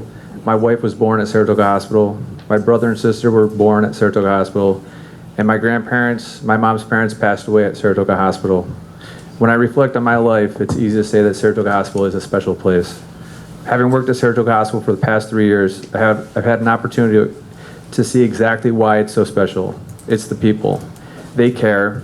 They want to help. They want patients to feel better, to get stronger, to know that we care about them.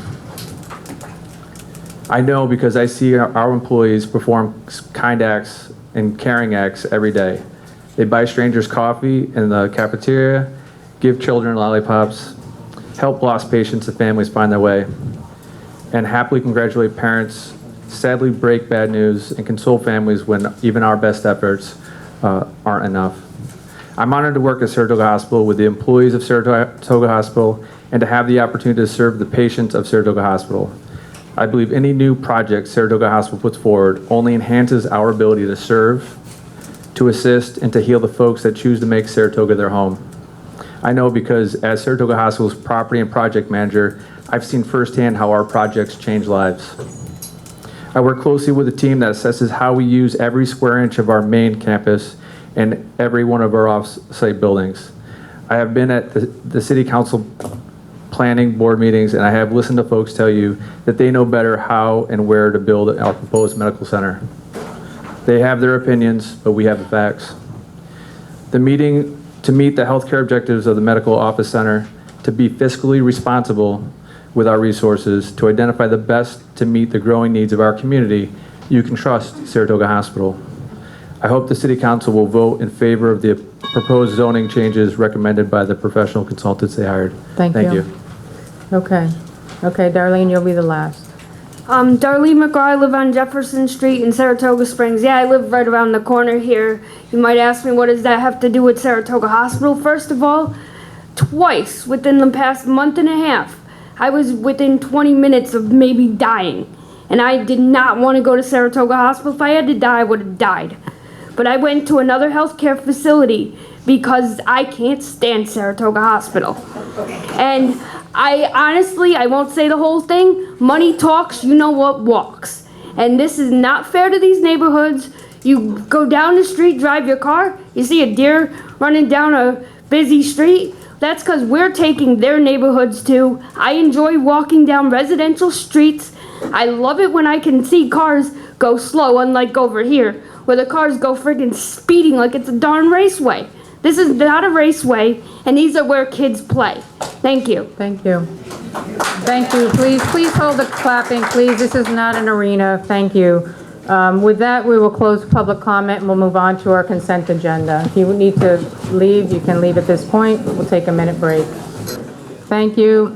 Are there any comments or edits to the consent agenda as published? I move that the City Council approve the consent agenda as included with the agenda. This is a motion. Is there a second? Second. Any discussion? All those in favor say aye. Aye. Any opposed? Abstention? The matter passes. On to the Mayor's Department. My first item is an appointment. Tonight I'm appointment to the Arts Commission. I'm appointing Ailey Lopez to the Saratoga Springs Arts Commission. Ailey is a co-founder of Create Community Studios located at 480B Broadway in Saratoga Springs. She is a one-year appointment and will be replacing Dee Sarno, whose term ended at the end of April. Eileen's goal as a therapist and artist is to help individuals to make art personal and social changes in creative ways. She primarily works as a therapist at Four Winds Hospital in Saratoga Springs, and I welcome her and thank her for her commitment to public service.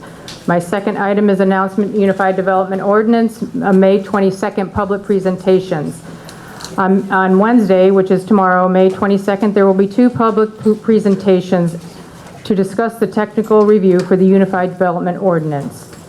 For those during the day, the event will be at 12 to 2 at the Saratoga Arts Center located at 320 Broadway. For those available in the evening, there will be an event from 5:30 to 7:30 right here at the Recreation Center at 15 Vanderbilt Avenue.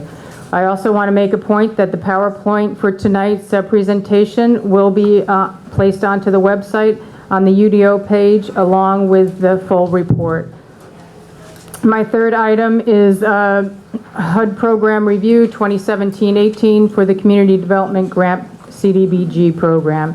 On May 7th, the Mayor's Office received HUD's annual program review in response to the city's most recent Consolidated Action Plan Evaluation Report, CAPER, which reported on 2017 CDBG program year. The HUD's review was very positive and it determined that the activities undertaken during that year were consistent with the city's 2015 to 2019 consolidated plan goals, objectives, and priority needs. During this reporting period, the city spent 98.63% of its non-administrative funds on activities that principally benefited low to moderate income persons. The majority of the funds were used for housing initiatives that included 34 total units of housing assisted with rehabilitation assistance. HUD noted the following highlights in its review. In the third year, Saratoga Springs exceeded the housing and service goals set for its 5-year consolidated plan.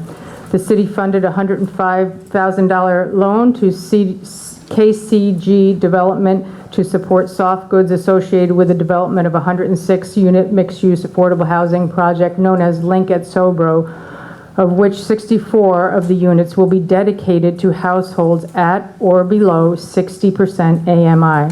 I would like to thank Lindsay Connors, who works for the city in the Community Development Department, and for her administration of this program. My next item is discussion and vote, secret evaluation for the downtown connector. And this is going to take a while, so just to let you know, it's not a slow process. Okay. So the secret is required by the Department of Transportation in order to obtain final design approval for the Saratoga Springs downtown connector. Tonight, the council will complete a full environmental assessment form and be asked to vote whether the project will result in any significant adverse impacts on the environment. The agenda attachments included a complete Part 1 containing project information, a blank Part 2 for the council to complete after consideration of various impacts, a blank Part 3 for the council vote. Supporting documentation regarding the city's position as lead agency, which was approved at 5/7/19 council meeting. A memo draft and materials was sent to the council members last week, and we have had 2 public hearings, and I think we are well prepared to complete this now. You have before you a secret long form, parts 1, 2, and 3. Part 1 is the factual information that has been completed. Part 2 and 3 are identification of project impacts and the evaluation. We will be completing these this evening. The council must go over each question and answer, parts 2 and 3, and vote on the document. I will now read each section of parts 2 and 3 and provide the council with my recommended answers. A few items have supplemental information that we'll be reading aloud as well. If you have any concerns, please let me know. Otherwise, I will continue reading through the document. So I will be starting with part 2, identification of potential project impacts. Can you shut that door? Thank you. The part 2 is designed to help the lead agency inventory all potential resources that could be affected by proposed project or action. The first item is impact on land. Proposed action may involve construction on or physical alteration of land surface of a proposed site. My recommendation answer is yes.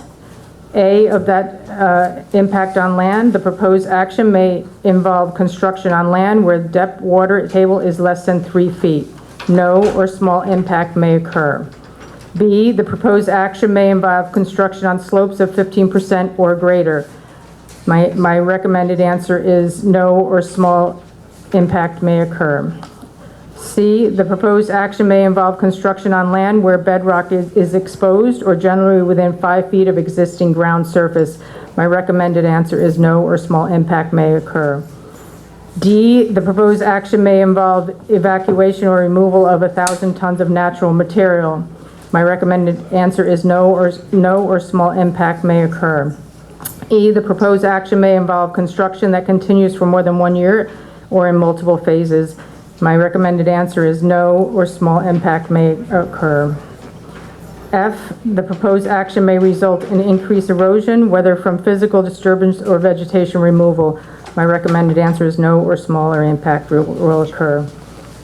G, the proposed action is or may be located within coastal erosion hazard area. My recommended answer is no or small impact may occur. I will now read a supplemental information item number 1. Land on impact. Evaluation of the FEAF Part 2, Question 1, sub-questions A through H resulted in no or small impact responses. While the impact is considered small, further information is provided below for sub-questions B and F. B, the proposed action may include construction on slopes of 15% or greater. The project will involve construction on slopes of 15% on a 700 linear foot area of trail. This section of the trail will be constructed with a 3-rail timber fencing shield trail users from the steep slopes. Additionally, the slopes will be reinforced with erosion control measures and/or seeded to prevent future erosion. The proposed project will also result in the creation of approximately 1.4 acres of impervious surface. However, this will be mitigated by constructing additional landscaping throughout the project area. F, the proposed action may result in increased erosion, whether from physical disturbance or vegetation removal, including treatment by herbicides.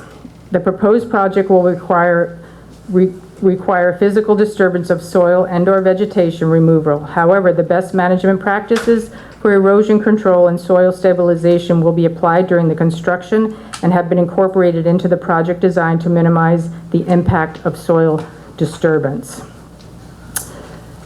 Number 2, impact on geological features. The proposed action may result in a modification of destruction of or inhibit the access to any unique or unusual landforms on the site. My recommended answer is no. Number 3, impacts on surface water. The proposed action may affect one or more wetlands or other surface water bodies, streams, rivers, ponds, or lakes. My recommended answer is yes. A, the proposed action may create a new water body.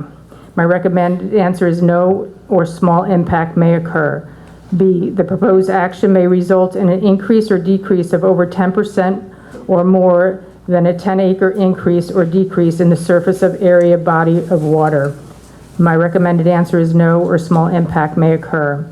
C, that the proposed action may involve dredging more than 100 cubic yards of material from wetland or water body. My recommended answer is no, or small impact may occur. D, the proposed action may involve construction within or adjoining a freshwater or tidal wetland or in a bed or banks of any other water body. My recommended answer is no, or small impact may occur. E, the proposed action may create turbidity in water body either from upland erosion, runoff, or disturbing bottom sediments. My recommended answer is no, or small impact may occur. F, the proposed action may include construction of one or more intakes for withdrawal of water from the surface. My recommended answer is no, small or impact may occur.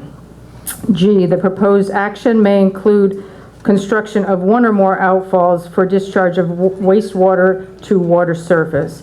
My recommended answer is no, or small impact may occur.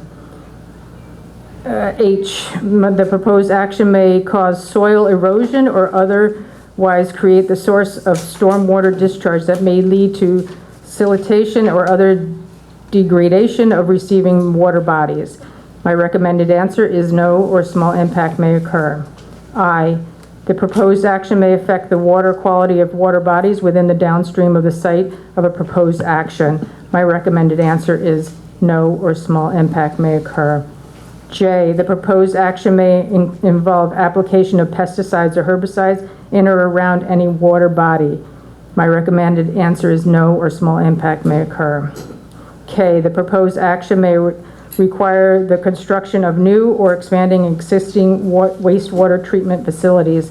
My recommended answer is no, or small impact may occur. With that, I will read supplemental information item number 3.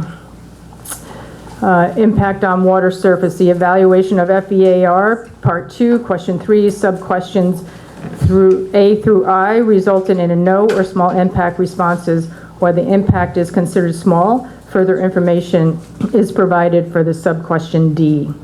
D, the proposed action may involve construction within or adjoining a freshwater or tidal wetland or in a bed or banks of any other water body. State wetlands. The Freshwater Wetlands Act, Article 24 and Title 23 of Article 71 of the Environmental Conservation Law gives the New York State Department of Environmental Conservation, DEC, jurisdiction over the state protected wetlands and adjacent areas, 100-foot upland buffer. Based on the review of the New York State DEC, freshwater wetlands GIS maps of Saratoga County, Saratoga Springs Quadrangle, as verified by the site visit, the state-regulated wetland 100-foot adjacent buffer zone within the project area at the culvert located approximately 450 feet east of the intersection of Marion Avenue and Excelsior Avenue. A formal wetland delineation was conducted on July 2018 to confirm the boundaries of the wetlands at this location. This report concluded that the project will not include any work on the existing culvert or in the state-regulated wetlands, but will impact the 100-foot adjacent buffer area. The project may require a New York State DEC Article 24 freshwater wetlands permit pursuant to 9 NYCRR 578 for proposed work in the state regulation adjacent area 100 foot. The permit will be obtained from the New York State DEC once the exact location and extent of any potential impacts are discerned. Federal wetlands. In accordance with the Section 404 of the Clean Water Act, the U.S. ACE has regulatory jurisdiction over waters of the United States. As defined by the United States Waters of the United States, includes lakes, ponds, streams, intermittent and perennial, and wetlands. Based on office desktop reviews of the formal wetland delineation, the federal jurisdictions exist east of Veterans Way. The proposed project will not impact federal wetlands area, and no permits are anticipated to be necessary.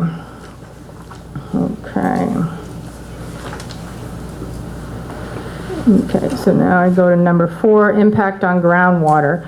The proposed action may result in a new or an additional use of groundwater or may have potential to introduce contaminants to the ground or aquifer, or an aquifer. My recommended answer is no. Number 5, impact on flooding. The proposed action may result in a development on lands subject to flooding. My recommended answer is no. Number 6, impacts on air. The proposed action may include state-regulated air emission source. My recommended answer is no. Impacts on plants and animals. The proposed action may result in a loss of flora and fauna. My recommended answer is no. Number 8, impact on agricultural resources. The proposed action may impact agricultural resources. My recommended answer is no. Impact on aesthetic resources. Number 9, the land use of proposed action are obviously different from or are in sharp contrast to current land use patterns between the proposed project and a scenic or aesthetic resource. My recommended answer is no. Impact on historic and archaeological resources. The proposed action may occur in or adjacent to historic or archaeological resource. My recommended answer is yes. A, the proposed action may occur wholly and partially within or substantially continuous to any building's archaeological site or district which is listed on the National or State Register of Historical Places that has been determined by the Commissioner of New York State Office of Parks, Recreation, and Historic Preservation to be eligible for listing in the State Register of Historic Places. My recommended answer is no, or small impact may occur. B, the proposed action may occur wholly or partially within the substantially continuous area to the designated as sensitive for archaeological sites on the New York State Historic Preservation Office archaeological site inventory. My recommended answer is no, or small impact may occur. C, the proposed action may occur wholly or partially within the substantially continuous to an archaeological site not included on the New York SHPO inventory source. My recommended answer is no, or small impact may occur. I will now read supplemental information item number 10. Number 10 was impact on historic and archaeological resources. Evaluation of the FEAF Part 2, Question 10, sub-questions A through E resulted in no or small impact responses. While the impact is considered small, further information is provided below for sub-question A. A, proposed action may occur wholly or partially within or substantially continuous to any buildings, archaeological sites, or district which is listed on the National, State, or Register of Historical Places, or that has been determined by the Commissioner of New York State Parks, Recreation, Historic Preservation to be eligible for listing on the State Register of Historic Places. The following properties are listed or eligible for inclusion in the National Register of Historic Places have been identified within the project's area of potential effect. First one is Broadway Historic District. Second one, Saratoga Gas, Electric, Light, and Power Company. The third one is Red Spring. The fourth one is 300 Excelsior Avenue, now addressed at 182 Excelsior Avenue. And the fourth one is Frame Gothic Revival Cottage, the Smiley Bracket Cottage. The project activities do not have the potential to adversely affect the historic properties. The undertaking will not alter directly or indirectly any of the characteristics that qualify the properties for inclusion in the National Registry in a manner that would diminish the integrity of the property's location, design, settings, materials, workmanship, feelings, or association. A letter from the New York State Historic Preservation was received on February 4th, 2019 that concurs with the findings that the project will have no adverse effects on these resources. Okay. Number 11, impact on open space and recreation. The proposed action may result in loss of recreation opportunities for reduction of open space resource as designated in any adopted municipal open space plan. My recommended answer is no. Impact on critical environmental areas. The proposed action may be located within or adjacent to a critical environmental area. My recommended answer is no. Impact on transportation. The proposed action may result in a change in existing transportation system. My recommended answer is yes. A, the projected traffic increase may exceed capacity of existing road work. My recommended answer is no, or small impact may occur.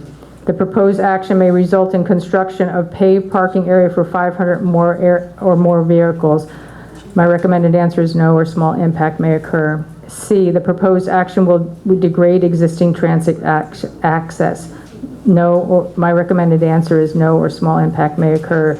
D, the proposed action will degrade existing pedestrian or bicycle accommodations. My recommended answer is no, or small impact may occur. E, the proposed action may alter the present pattern of movement of people or goods. My recommended answer is no, or small impact may occur. F, other impacts. The project will provide additional pedestrian and bicycle accommodations, improve safety, health benefits by expanding recreational opportunities. No, or small impact may occur. I will read supplemental information item number 13. Impact on transportation. Evaluation of the FEAF Part 2, question 13, sub-questions A through F resulted in no or small impact responses. Why the impact is considered small, further information is provided below for the sub-question E.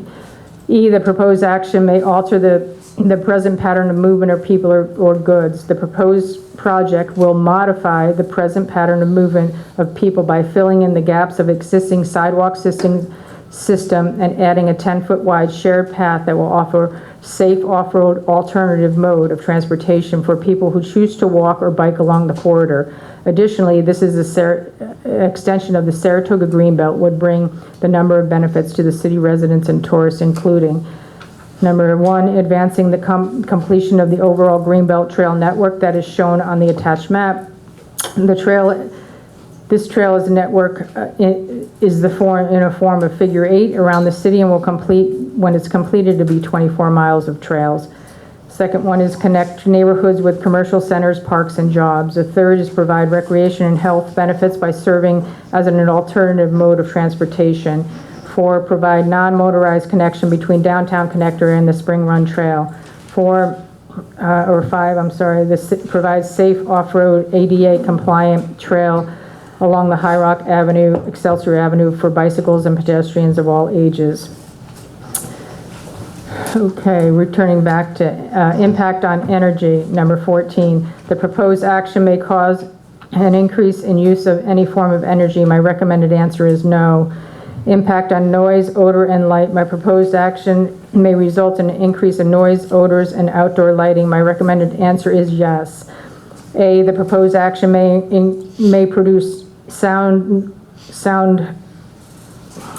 The proposed action may produce sound above noise levels established by local regulation. My recommended answer is no, or small impact.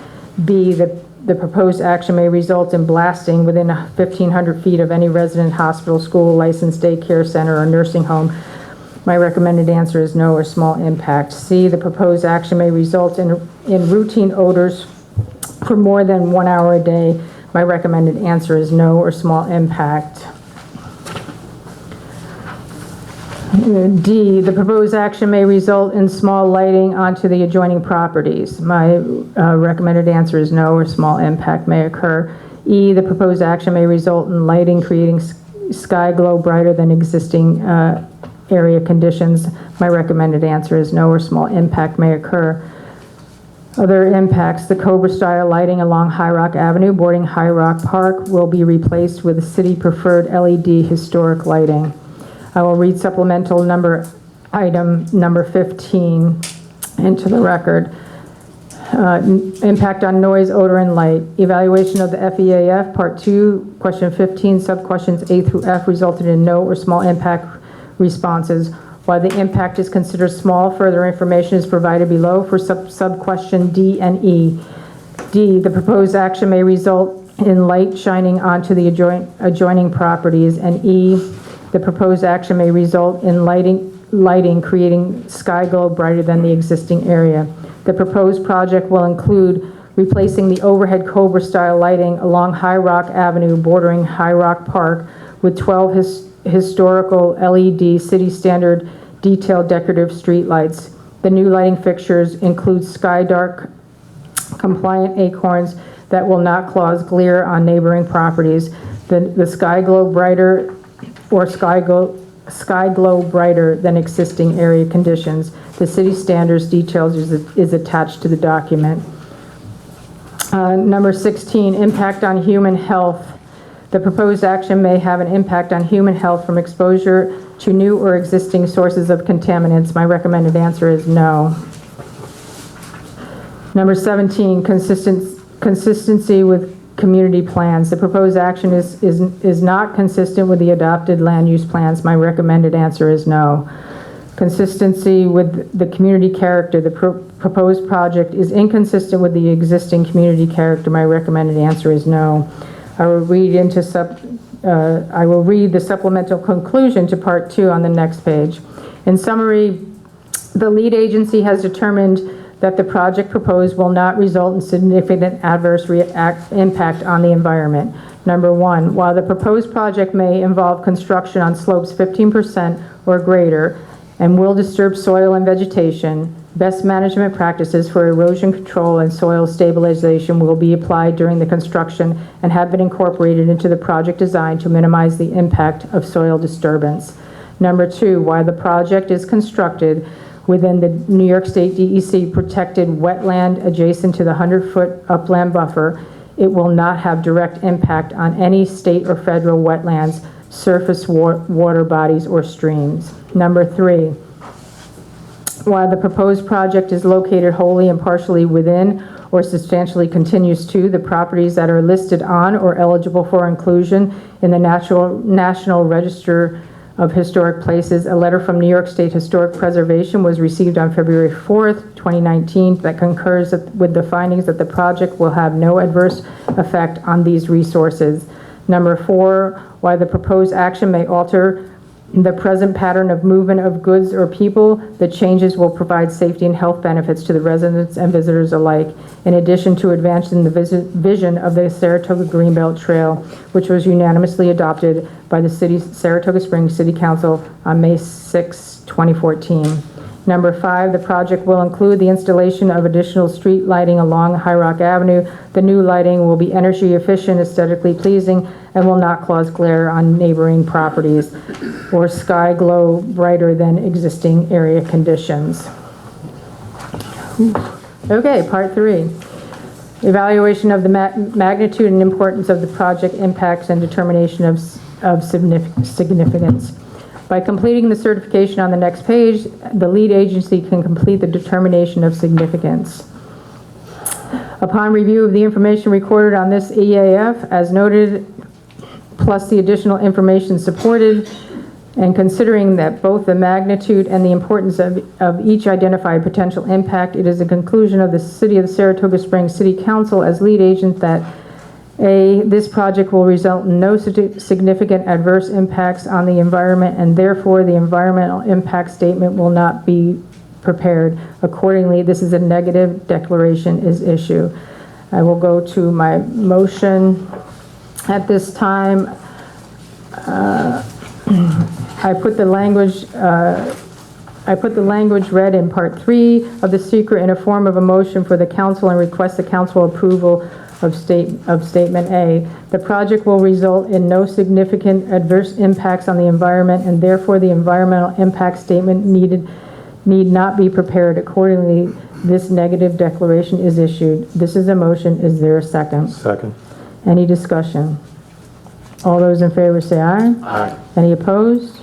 Abstention? The matter passes. Thank you. Okay, on to number 5. Right, number 5. Okay, discussion and vote, extension of time for the Planning Board advisory opinion regarding the draft zoning map. The Planning Board has been asked to issue an advisory opinion to the City Council for the proposed amendments to the zoning map pursuant to the future land use map required in the 2015 comprehensive plan. The board voted unanimously to request the council for a 30-day extension. I move that the City Council approve the extension of time for the Planning Board advisory opinion regarding the draft zoning map as included with this agenda. This is a motion. Is there a second? Second. Any discussion? Do we have an idea, when was it supposed to be back to us? I mean, they're looking at 18 items, right? Yeah, they're looking at 18 items. They're asking for 30 days. Okay. So, 30 days from their last meeting? Or Yeah, did from they- their last meeting, yeah. Okay. Yeah. 30 days from the expiration of the 60 they would have been allowed. Okay. So what's the, Vince, can you go to the mic, That would be please? great. Thank you. So everybody has an idea of a time frame on when that will come back to us? The zoning ordinance allows them 60 days to render a determination. They're asking for a 30-day extension beyond that 60 days. I believe that the 60-day time period would have expired on June 2nd, so this would effectively bring them to somewhere around July 2nd. Okay, thank you. So we'd have to look at their schedule to see when they'll be bringing it, sometime in July. All right. Yeah. And we can continue to work with the Camaros material simultaneously with them Absolutely. working on their. Yeah. That process will not stop. Right. Yeah, because those things are the map. I mean, I think it's important to note that Saratoga Hospital, I mean, which seems to be the focus of this, is not an applicant before the city council, that we've sent to the planning board the 18 items that are outstanding in the comprehensive plan from 2015.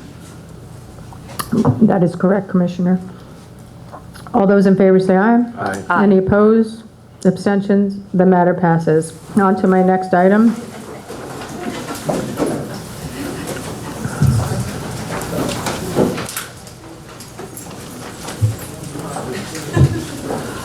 My next item is discussion and vote authorization for the mayor to sign Clean Energy Community CEC program grant. The city is looking to convert city-owned street lighting to LED technology.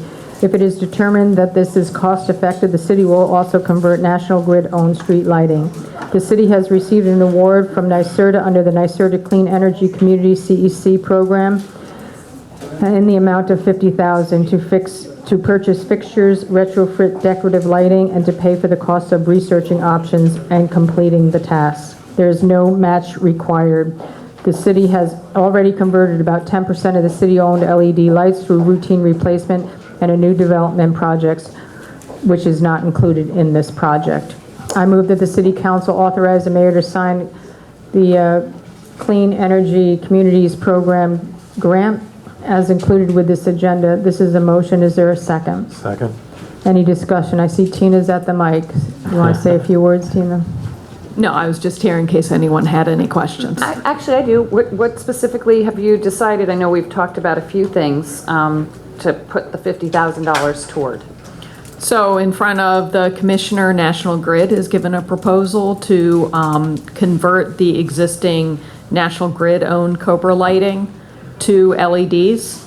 So he has that proposal in front of him. We also have an update proposal that I will be bringing to the commissioner from NYPA, the New York Power Authority. New York Power Authority has been tasked by Governor Cuomo to work with municipalities for a statewide procurement of street lighting. They just this month have released a new maintenance program that they had come before us before, and they did not have this program. So they'll be coming in front of us with a program to convert the National Grid, to purchase the National Grid-owned street lightings, to convert the street light, and also to offer to the city a full maintenance package that not only includes the National Grid-owned Cobra lighting, but also would be able to include our existing Sternberg lights. NYPA also has a grant through the state to be able to convert these streetlights to smart city streetlights. So we'll be able to have the technology that will be going really across departments. So Public Works will be able to see when specific lights are out in real time. We'd be able to, if we wanted to, there's a node on each streetlight. You'd be able to add a number of technologies to each of those. We could use this in public safety for additional cameras downtown. We could use it for parking detection. We could use it for gunshot detection. The city of Denver has been piloting it, and they're going to be, my understanding is they're going to be rolling it out because they actually do depth of snow, so they know when to send their snowplow trucks out, depending on how deep the snow is under the traffic lights. So it's a really exciting proposal that NYPA is going to be bringing to us because it's a state procurement. We wouldn't have to go out with an RFP number of communities have gone out with an RFP and then ended up with NIPA in the end. I think this is really important, and I'd like to see NIPA come before the entire council and make a presentation. Communities all around us are moving toward owning, operating their own street lighting, connecting them, and using smart city technologies with them.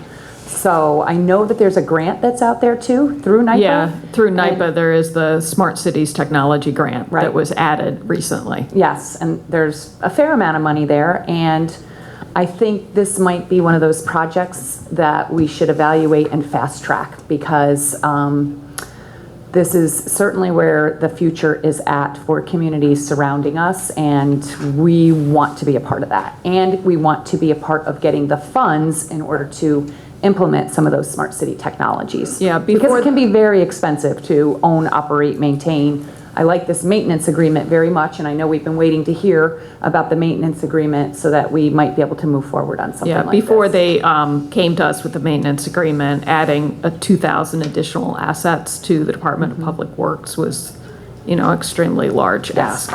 Yeah. And I want to thank Tina too. You did a great job, getting this thing moving. I know we looked into leasing with also owning, and we believed that owning was the best option, I think, at least at this point. But you're right, the technology now is as good as you can determine a gunshot in an area based on, the nodes that they put in each one of these lights. So the technology is just, it's unbelievable. You can brighten the lights, dim the lights. It's amazing, what they can do. So I'm looking forward to, to working with you and getting this thing moving forward. And I'm kind of interested. They said that they would try to come if we wanted to and pilot what some of these look like, what some of the technologies are, and be able to show us. I had just asked, my sister-in-law's business downtown had been vandalized.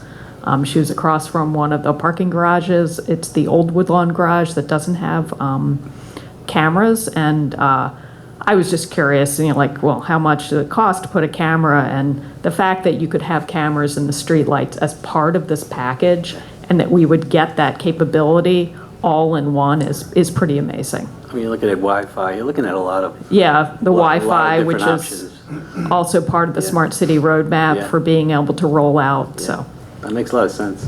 I know other communities have done it. I think Albany's. Well, Albany, the largest expenditure they have on a monthly basis is their streetlights for electricity. Yes. Yeah. And they too have the maintenance program there. So. Correct. And it seems to be working out, I guess. Yeah, they were going out for the main, because it's a large ask for any municipality to take on new assets. That's right.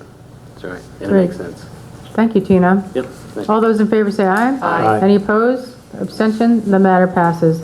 My next item is discussion and vote authorization for the mayor to sign building use permit with BOCES for exam room plumbers board exam. The Board of Plumbers Examiners has created a two-part exam, written and practical. BOCES will be providing the space for the practical exam at no cost to the city. The city must complete a building use request form and provide proof of insurance. These documents are uploaded with the agenda for your approval. I move that the City Council authorize the mayor to sign building use requests with BOCES for exam room, plumbers board exam, as included with this agenda. This is a motion. Is there a second? Second. Any discussion? All those in favor say aye. Aye. Any opposed? Abstention? The matter passes. This concludes my agenda. On to accounts. Thank you, Mayor. The first item is discussion and vote approval to pay invoice 18-23159E-A to Alpine Environmental Services in the amount of $10,732.50. This invoice is in relation to asbestos air sampling at City Hall. Therefore, I move to approve payment of invoice number 18-23159E-A to Alpine Environmental in the amount of $10,732.50. Motion? Is there a second? Second. Any discussion? All those in favor say aye. Aye. Any opposed? Abstention? The matter passes. Thank you, Mayor. The second item is discussion and vote authorization for Mayor to sign contract with Constellation Energy for electric. Our electric contract is up this year, and our broker found the best price with Constellation Energy.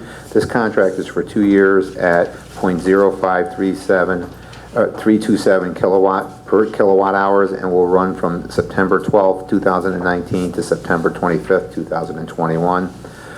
This contract will be, if this goes through, this contract will need to be signed this evening to lock in the rate.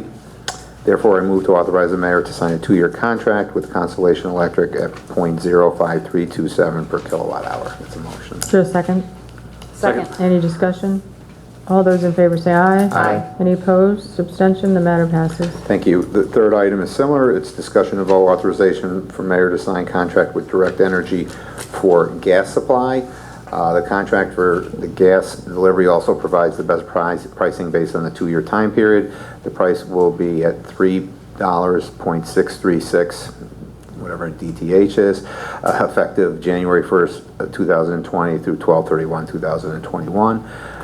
Again, this will need to sign this evening if this goes through in order to lock in the rate. Therefore, I move to authorize the mayor to sign a 2-year contract with Direct Energy for gas supply at $3.636 slash DTH. Motion. Is there a second? Second. Any discussion? All those in favor say aye. Aye. Any opposed? Abstention? The matter passes. Thank you, Mayor. The fourth item is discussion and vote donation of sick time. I move to approve the donation of 40-hour sick time from employee number 1084 to employee 2446. And that's a motion. Is there a second? Second. Any discussion? All those in favor say aye. Aye. Any opposed? Abstention? The matter passes. Thank you, Mayor. The fifth item is appointment Elena Richardson to the Arts Commission. Based on Mayor Kelly's recommendation, I am appointing Elena Richardson to the Arts Commission for a term of May 22nd, 2019 through April 30th, 2020. Elena was the editor-in-chief for Elle Magazine for many years before coming to Yaddo as president.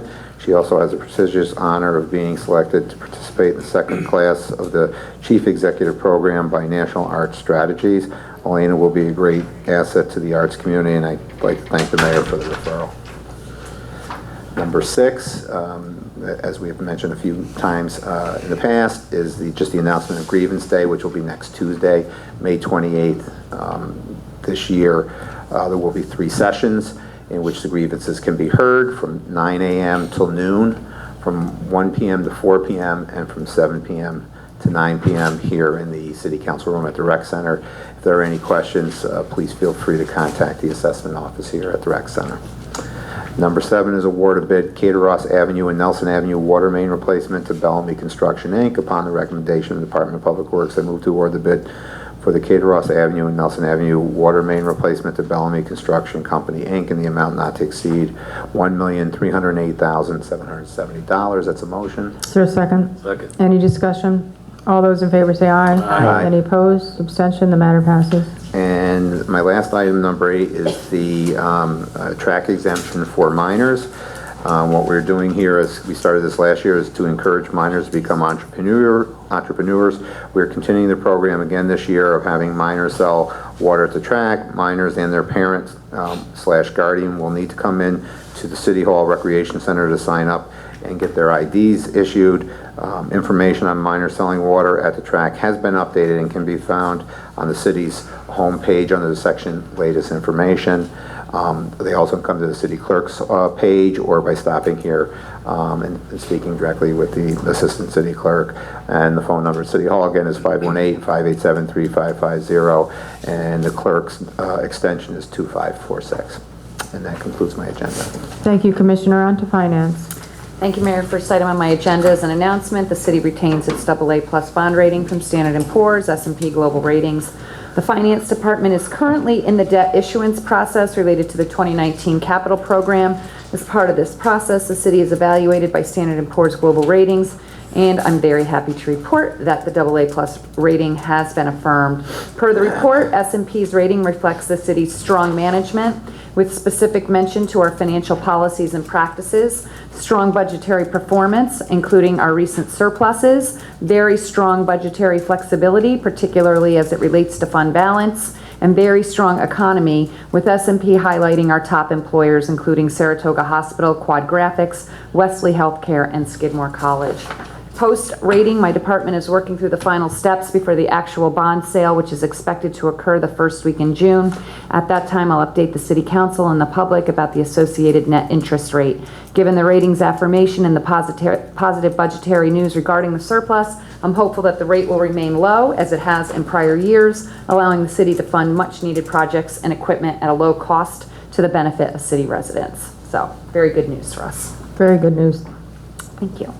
Item number 2 is a discussion, first quarter 2019 financial report. The report was previously distributed with the agenda and will be available online through the city's website, and now I will read it in full.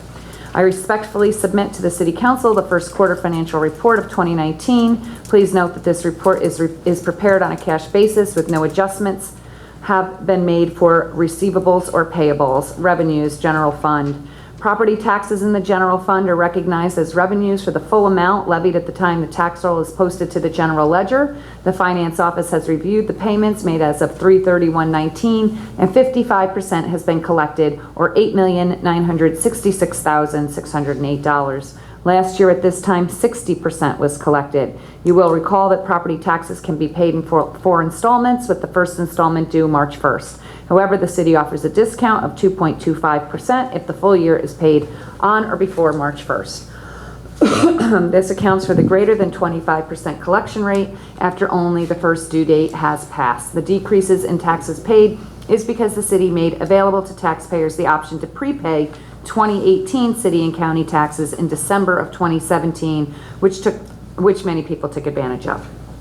As of 3/31/19, the city has not received many of the larger revenue streams. Sales tax figures include only 1 month, since February and March collections are not distributed to the city from New York State Taxation and Finance until April and May, respectively. BLT aid is paid in June. Hotel occupancy tax is paid to the city from the county on a quarterly basis. The first quarterly payment in 2019 will be received in April. County surplus distribution is paid on a quarterly basis too, with the first payment due in April. NYRA admissions tax is paid annually after the racing season is closed. The bulk of franchise tax is paid annually in the last quarter of the year. State aid revenue sharing is distributed in 2 installments, September and December. The largest share is received in December. Mortgage tax is paid semi-annually in May and November. Finance Department, when actual revenue is adjusted to reflect actual property tax receipts, then the Finance Office is at 25% collected.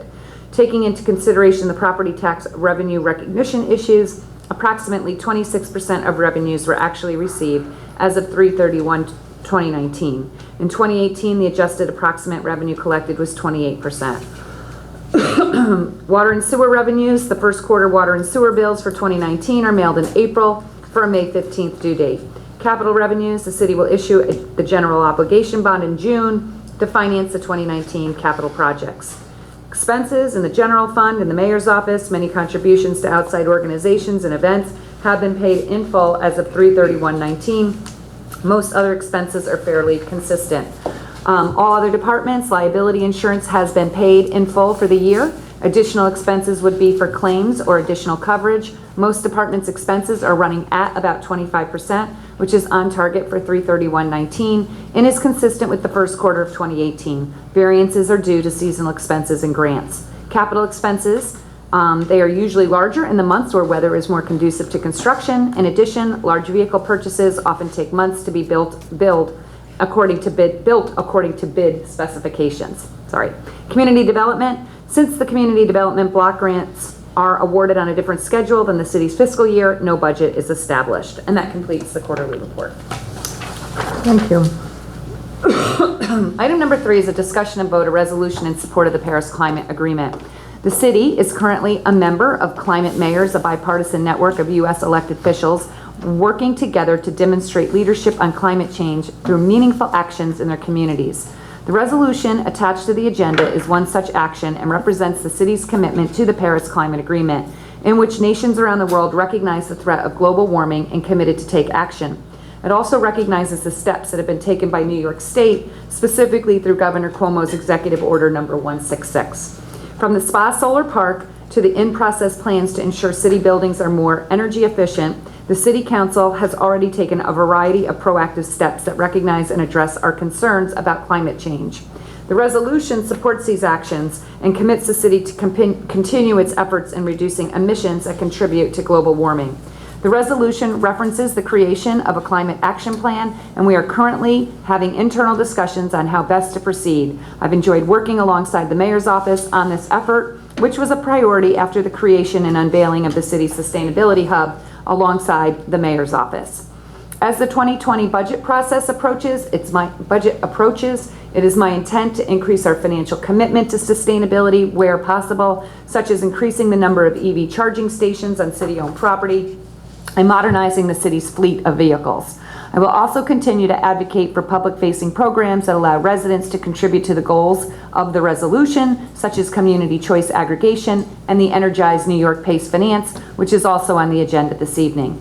I'd like to thank the entire City Council for all the work done to reduce our emissions to date, and I look forward to hearing about creative ideas and solutions from various departments going forward. And the connected street lighting will be one that will help by changing over to LED lights. I have to thank Tina Carton.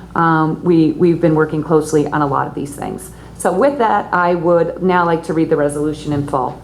A resolution of the City Council of the City of Saratoga Springs in support of the Paris Agreement. Whereas consensus exists among the world's leading climate scientists that global warming caused by emissions of greenhouse gases from human activities is among the most significant problems facing the world today, and whereas documented impacts of global warming include but are not limited to increased occurrences in extreme weather events, droughts, and floods, adverse impacts on ecosystems, demographic patterns, and economic value change. And whereas the state of New York, through Executive Order Number 166, has mandated statewide reductions of greenhouse gas emissions to 80% below 1990 levels by 2050, and whereas responding to the climate change provides communities an opportunity to access first mover advantage in the range of products, services, and know-how that transitioning to a climate compatible future brings, and whereas the Paris Agreement resulted in a commitment from almost every nation to take action and enact programs to limit global temperature increase to less than 2 degrees Celsius, with an expectation that this goal would be reduced to 1.5 degrees in the future. Now therefore be it resolved that the City of Saratoga Springs 1, indicates its commitment to reducing greenhouse gas emissions through the creation and implementation of a climate action plan, and 2, joins other U.S. cities in the Climate Mayors Network in adopting and supporting the goals of the Paris Agreement, and 3, commits to exploring the potential benefits and costs of adopting policies and programs that promote the long-term goal of greenhouse gas emissions reduction while maximizing economic and social co-benefits of such action.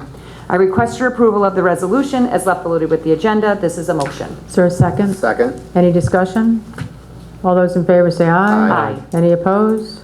Abstention? The matter passes. Thank you. Item number 4 is a discussion and vote. Local law number 1 of 2019, a local law to establish a sustainable energy loan program, Open Sea PACE, in the City of Saratoga Springs. This is related to the public hearing referenced earlier. I would note that the local law is a template provided by EIC, which they are using with their 47 existing municipal members across New York State.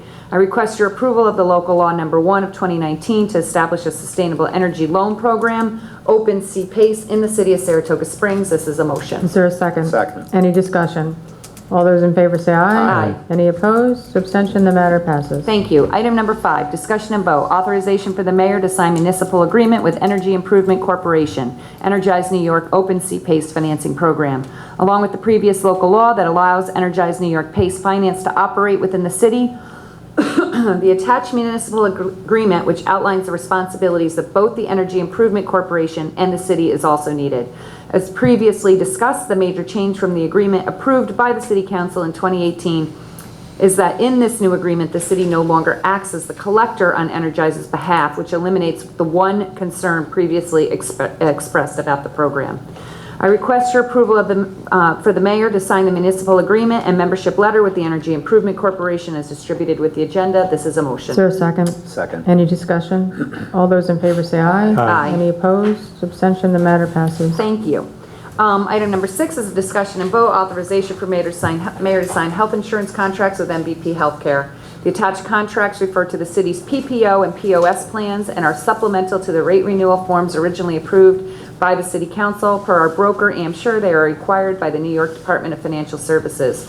I request your approval for the mayor to sign the health insurance contracts with MVP Healthcare as previously distributed with the agenda. This is a motion. Is there a second? Second. Any discussion? All those in favor say aye. Aye. Any opposed, abstentions? The matter passes. Thank you. Item number 7, discussion and vote, budget amendment, use of fund balances for the city center. Lines 1 through 2 are to use the city center fund balance for repairs and renovation of the loading docks. I request your approval of the budget amendments, use the fund balances. City center is previously distributed with the agenda. This is a motion. Is there a second? Second. Any discussion? All those in favor say aye. Aye. Any opposed, abstentions? The matter passes. Item number 8, discussion and vote, budget amendments, payroll. Lines 1 through 3 are to record the CHIPS and Pave New York grant awards. I request your approval of the budget amendments, payroll, as previously distributed with the agenda. This is a motion. Is there a second? Second. Any discussion?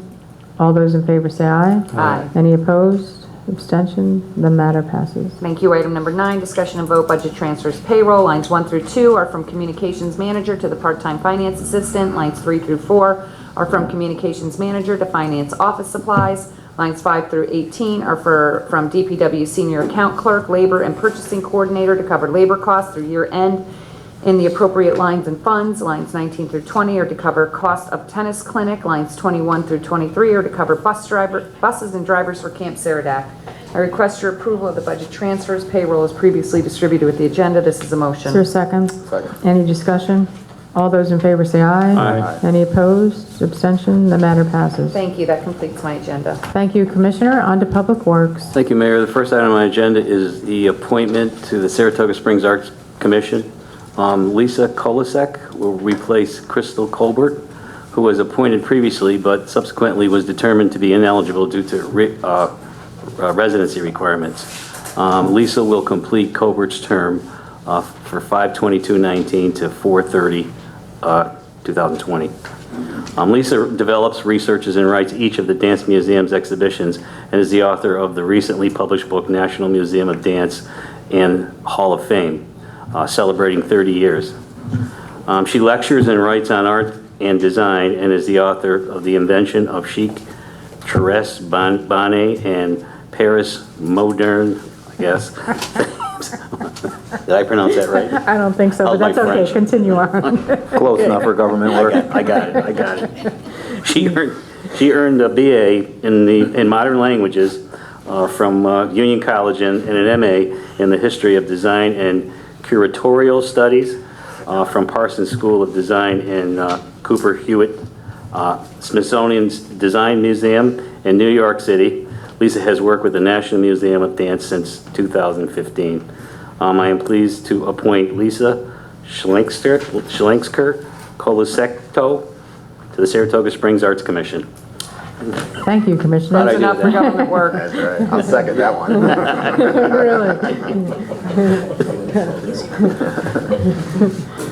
I hope she makes it. I hope she comes. After that. Sorry, Lisa. I'm sorry. I apologize for that. Terrible. The mayor made me do it, though.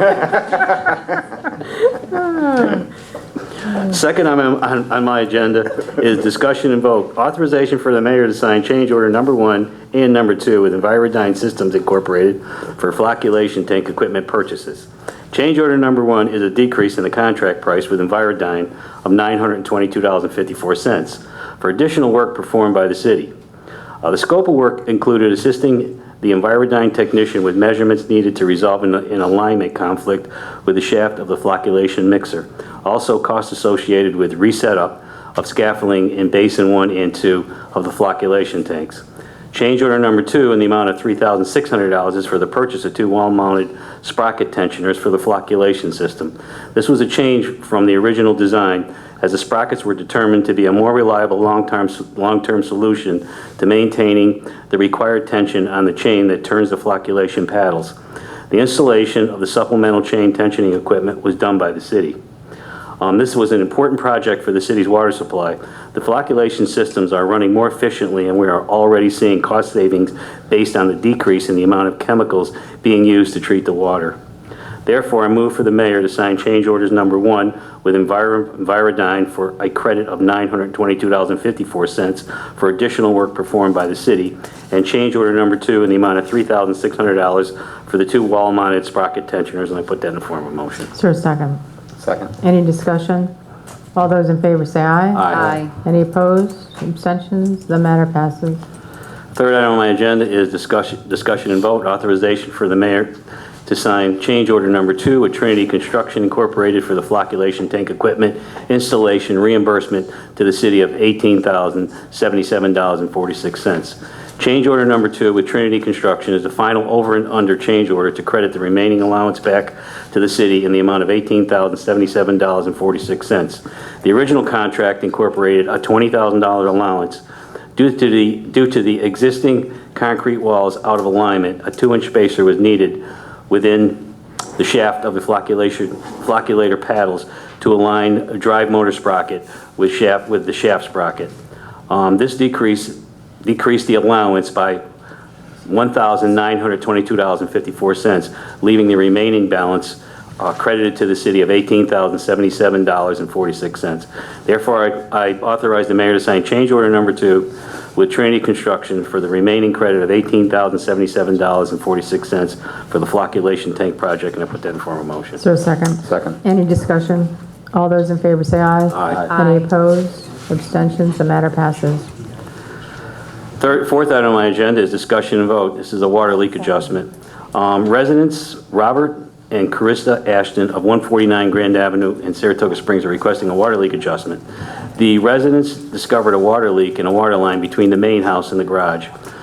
Water to the garage was turned on in June 2018, and the couple noticed the August 2018 bill was 3 times the normal billing. The utilities crew was able to isolate the cause of the running water and shut the valve off to the garage. Utility department has since verified the water line has been replaced.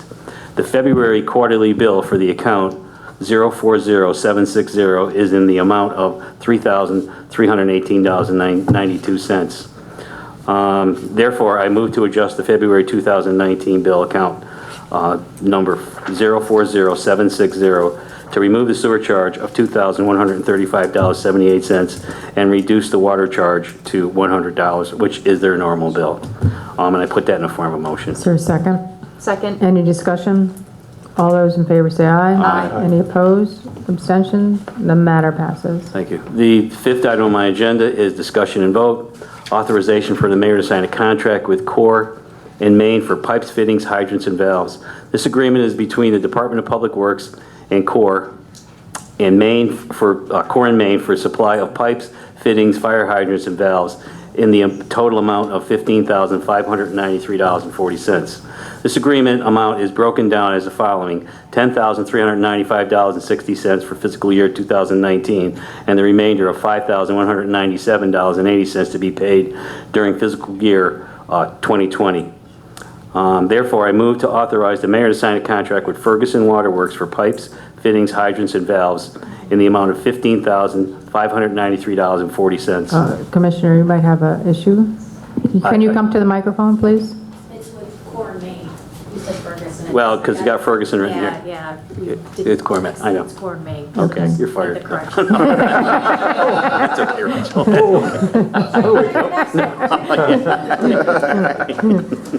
The next one better be right, that's all okay. All right. Can you read that again, please? Yes. Let's see, let me just write that in there, just so we, Core Maine. Okay. Therefore, I move to authorize the mayor to sign a contract with Core Maine Waterworks for pipes, fittings, hydrants, and valves in the amount of $15,593.40. And to put that in form of motion. Is there a second? Second. Any discussion? All those in favor say aye. Aye. Any opposed? Abstention? The matter passes. Number 6, discussion and vote. Authorization for the mayor to sign a contract with FW Web Company for pipes, fittings, hydrants, and valves. This agreement is between the Department of Public Works and FW Web for the supply of pipes, fittings, fire hydrants, and valves in the total amount of $18,999. The agreement is broken down as follows. $12,666 for fiscal year 2019, and the remainder of $6,333 to be paid during fiscal year 2020. The purpose of the 3 vendors, Ferguson, Core & Maine, and FW Web, was to allow for more competitive pricing between vendors, and it saved the city approximately $2,000 by doing that. Therefore, I move to authorize the mayor to sign a contract with, is it Ferguson? No, FW Web. FW Web for pipes, fittings, hydrants, and valves in the amount of $18,999, and I put that in form of a motion. Is there a second? Second. Any discussion? All those in favor say aye. Aye. Any opposed, abstentions, the matter passes. Thank you. These, we got it right. The seventh item on my agenda is discussion and vote authorization for the mayor to sign a contract with Bellamy Construction Company Incorporated for Caterham Avenue West and Nelson Avenue water main replacement. This contract is between Bellamy Construction and the City of Saratoga Springs to replace Caterham Avenue West and Nelson Avenue water main in the amount of $1,308,770, or $308,770. The contractor will be replacing 9,800 linear feet of existing 6-inch iron pipe with new 8-inch high-density polyethylene pipe. The new HDPE pipe has a non-corrosive nature, we're going to show you the pipe in two seconds here. The contractor will also be replacing existing fire hydrants, valves, and installing air releases, valves, and vaults. This project will be done with horizontal directional drilling for minimal environmental impact and cost savings. Bellamy Construction has just completed the water main replacement on South Broadway along Route 9. There have been several water main breaks along that stretch. It was obviously much needed, and by having Bellamy continue on, the city has saved on associated breakdown and setup cost. And before I make the motion, Joe, do you want to just quickly say something on this? Obviously, you know about the pipe. I just want to show the pipe to the council and maybe just explain just a little bit of what happened out there and what's happening to that whole pipe and the reason why we're replacing it. This water main was installed 40 years ago, and it should have a lifetime. But you can see because of corrosive soils, what's happened. Bellamy Construction are doing Route 9S right now, and we're actually lucky that they get the bid because it saves us a lot of time and money, and they're going to keep going on to Caterham Ave West, Nelson Avenue. Homeowners are going to benefit big time because I can't tell you how many water main breaks we've had out there interrupting their lifestyles. The hotels, we have to kill their water. There's no fire protection. We don't have to worry about that anymore. So it's a long overdue project, and great job. We just had four breaks out there. 4 breaks last week in one day. In one day. In one day? In that pipe. Around all night. Yeah. In that For days. And you can see that pipe, how it's corroding from the outside in. That's why it's actually the self-destructive. Is there a different type of piping now? It's not, we think it's something to do with the soil. Oh. It's corrosive soil, and the soil is just, gotten the outside, and it's just eating it right up. So, Okay. that's what it's doing. The new pipe is a plastic pipe, or yeah, it's a high-density polyethylene. Good. So, it's all good. All right, I'll make the motion now. Therefore, I move for the mayor to sign contract with Bellamy Construction Company in the amount of $1,308,770 for the Caterham Avenue West and Nelson Avenue water main replacement, and I put that in the form of a motion. Is there a second? Second. Any discussion? All those in favor say aye. Aye. Any opposed, abstention, the matter passes. And that concludes my agenda. Thank you, Commissioner. On to public safety. Thank you, Mayor. The first item on my agenda is approval to pay a voucher to Saratoga Historic Properties in the amount of $4,500. This is a voucher to pay rent to Saratoga Historic Properties for space being leased in the Collimore Building for use by the Police Department. Therefore, I move that the council approve payment of a voucher to Saratoga Historic Properties in the amount of $4,500. This is a motion. Is there a second? Second. Any discussion? All those in favor say aye. Aye. Any opposed? Abstentions? The matter passes. The second item on my agenda is a discussion and vote donation of sick time. Employee number 2748 would like to donate 120 hours of sick time to employee 2446. So I move that the council authorize this transfer of sick time as just described. This is a motion. Is there a second? Second. Any discussion?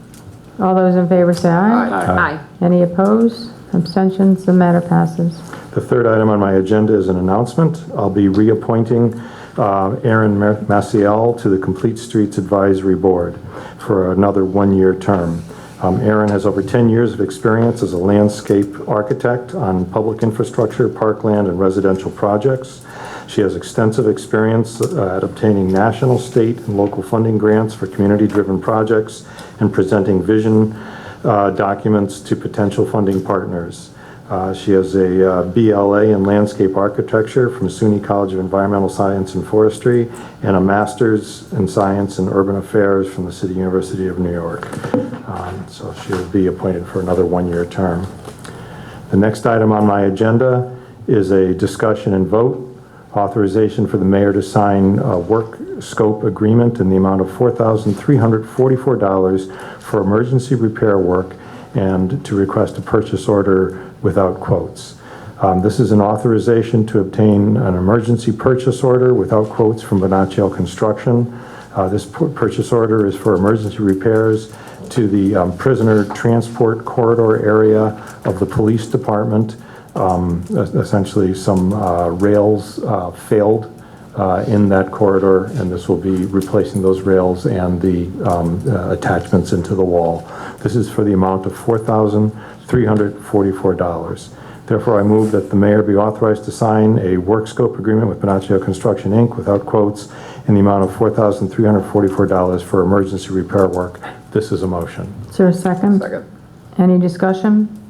All those in favor say aye. Aye. Any opposed? Abstention? The matter passes. I would like to ask the council for to move that I be allowed to add one additional item to my agenda. This is concerning memorandum of understanding with police officers for sick use time, as we had discussed in executive session yesterday morning. So I move that I be allowed to add one item to my agenda. There's a motion. Is there a second? Second. Any discussion? All those in favor say aye. Aye. Any opposed? Abstention? The matter passes. So, as we had discussed yesterday, we are looking to enter into memorandums of understanding with two police unions, the Police Officers Union and the Police Supervisors Union, in order to transfer sick time. And Vince, if you want to describe more. That's correct. You'll recall yesterday during the pre-agenda, subsequent to the executive session, but prior to the closing of the meeting, Commissioner Martin did add the item, which is an authorization allowing the mayor to execute an MOA between the city, the PBA, and the AOU, Administrative Officers Unit, with regard to allowing a member of the Administrative Officers Unit to donate sick time to a member of the PBA. The MOA provides that the sick time will be donated from one employee to another, that sick time, if not used during the calendar year 2020, will be forfeited if not used by the end of that year. It cannot be used toward the accumulation of that sick time for that employee, and it cannot be used for any cash value. And that's the extent of the MOA. It has been signed by representatives from both the PBA and the AOU unit. Great, thank you very much, Vince. So therefore, I move that the mayor be authorized to sign the memorandums of understanding with the PBA and the Administrative Officers Union. This is a motion. Is there a second? Second. Any discussion? All those in favor say aye. Aye. Any opposed? Abstention? The matter passes. That's the end of my agenda. Thank you. Thank you, Commissioner. On to Supervisor Veach.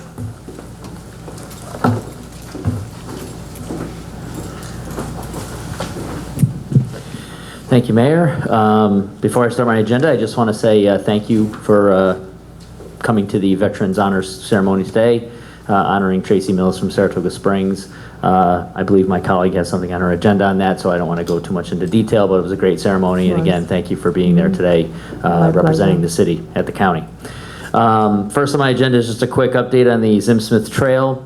Construction, we did have a trails meeting actually a couple of weeks ago, and the construction of the Zim Smith Trail is ongoing. The pathway, the extension from Coons Crossing Road to the city of Mechanicville is mainly complete. The main work they have to do right now is paving that section, as well as building some fencing and barriers at the fairways of Half Moon. The trail kind of traverses land that's in the middle of a golf course, so they're actually going to build almost like a tunnel with fencing so that bikers and hikers don't get hit by golf balls when they're going past the fairways of Half Moon. But the landscape work they've done there is really quite amazing, and some of the trail down there is going to look really great. So the other things that are going to occur on the Zim Smith Trail is there's going to be an increase in the parking lot at the Round Lake area. So in the middle of Round Lake, there's a parking area right now that holds maybe 5 or 6 cars. They're going to extend that to hold, I think, somewhere in the range of about 30 cars, and do some drainage improvements there as well. It gets flooded from time to time in that area. They're also going to increase the parking at the Coons Crossing area, which is currently the end of the Zim Smith Trail right now. They're going to make that parking lot a little bit larger. They're also going to construct some restrooms there, so we're going to have actually a spot for restrooms on the trail, and a small like kind of park area at the Coons Crossing area as well. And thankfully to the county, the town of Half Moon has agreed to do the maintenance on that property for us. So it'll be part of the Zim Smith Trail, but the town will maintain it for us, which is good for the county. One thing to note is that part of the plan is to pave the area from Round Lake to the Coons Crossing Road section. Right now it's a gravel, like a stone dust path, and they're going to be paving that. They're actually going to delay the paving of that through 2020 due to the fact that it also rides on top of the Saratoga County sewer line, and they need to do a sewer relining in that section next year. So instead of paving it now and then tearing it up and then paving it again, they're going to just leave it stone dust for now, and then do the sewer relining and then pave it after that project is over. And the best news I thought on the whole project was that it's fairly substantially under budget. And so we're on time. It should be completed very soon. But it was the first mention at the Trails Committee meeting of the northern extension to Saratoga Springs, which is, scheduled to be the start of the Zim Smith Trail at the Saratoga Spa State Park and run all the way to the city of Mechanicville. So there's some money left over, so it looks like they may be able to start maybe some engineering at the end of this trail. So good for us here in Saratoga. That the northern section is scheduled to be potentially started maybe even before this section is done. So so that's pretty much the update on Zim Smith. And second on my agenda is just a quick update on the Employment and Training Department. We passed our budget for employment and training this year today at our county board meeting. It's about $94,000, which is approximately the same as last year. We give it to JJ Young to manage that through our Workforce Development Board. For the overall programming, though, we did receive more money from the federal government, Workforce and Innovation Act, than last year. And really just to inform the public that our Career Center is available and open for drop-ins at any time for job help. We have regular job fairs at the Career Center. And really, if you want more information about employment and training, you can go to the county website. They also have a Facebook page as well, and they do various things such as English as a second language classes, basic job skills training, and all that kind of all those kinds of things to help you apply for and get a good job in Saratoga County. Our unemployment is very low right now, but there are still jobs available, and if you need skills and training help, stop in at the Career Center. And that's it for my agenda. Thank you. Thank you, Supervisor. Supervisor Gaston.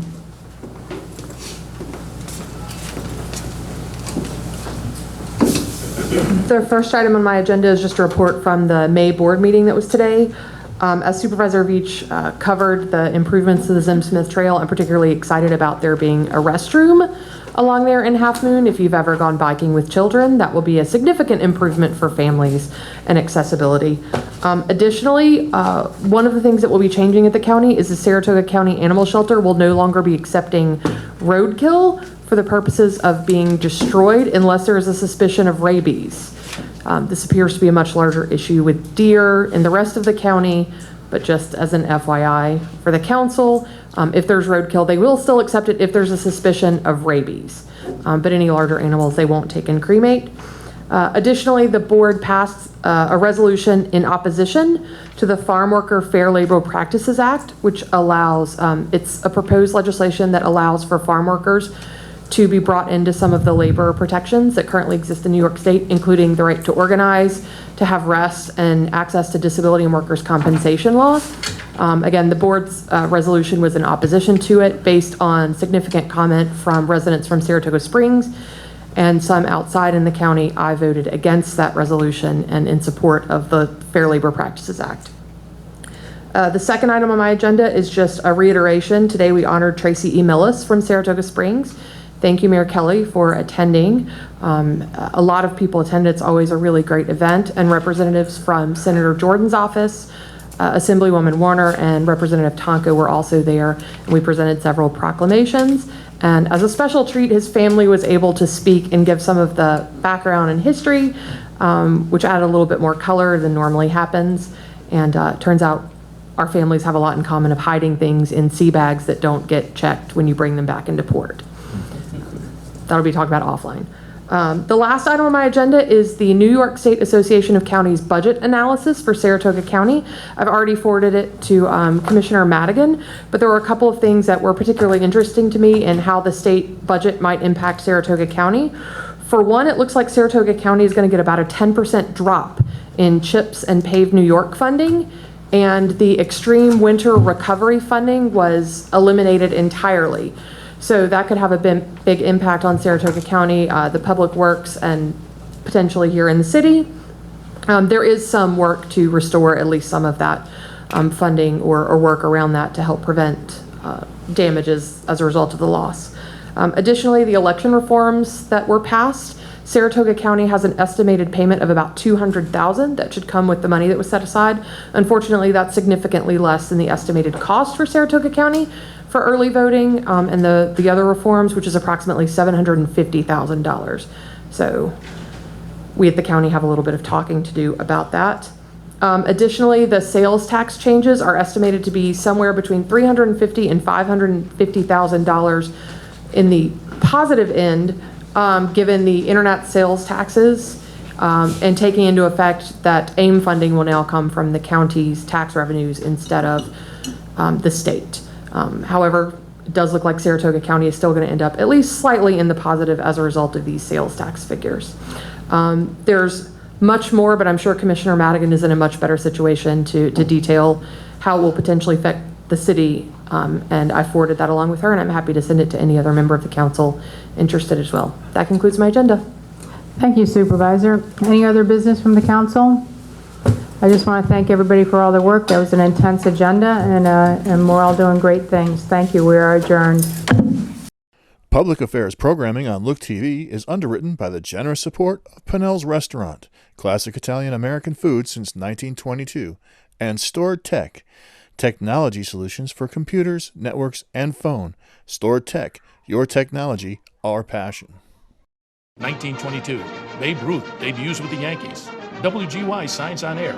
Exterminator wins the Saratoga Cup, and Pinnell's Restaurant opens its doors for the very first time. For 5 generations, Pinnell's has been preparing delicious Italian food, served in a comfortable, home-like setting where everyone is welcome. 90 years of authentic Italian recipes, 90 years of the freshest ingredients, and 90 years of the finest classic Italian dishes, all made daily by hand. Pinnell's Italian Restaurant, a Saratoga dining tradition since 1922. Most cybersecurity firms deal only with prevention, the systems that block hackers and viruses. Stored Tech knows the root cause is actually good people doing bad things.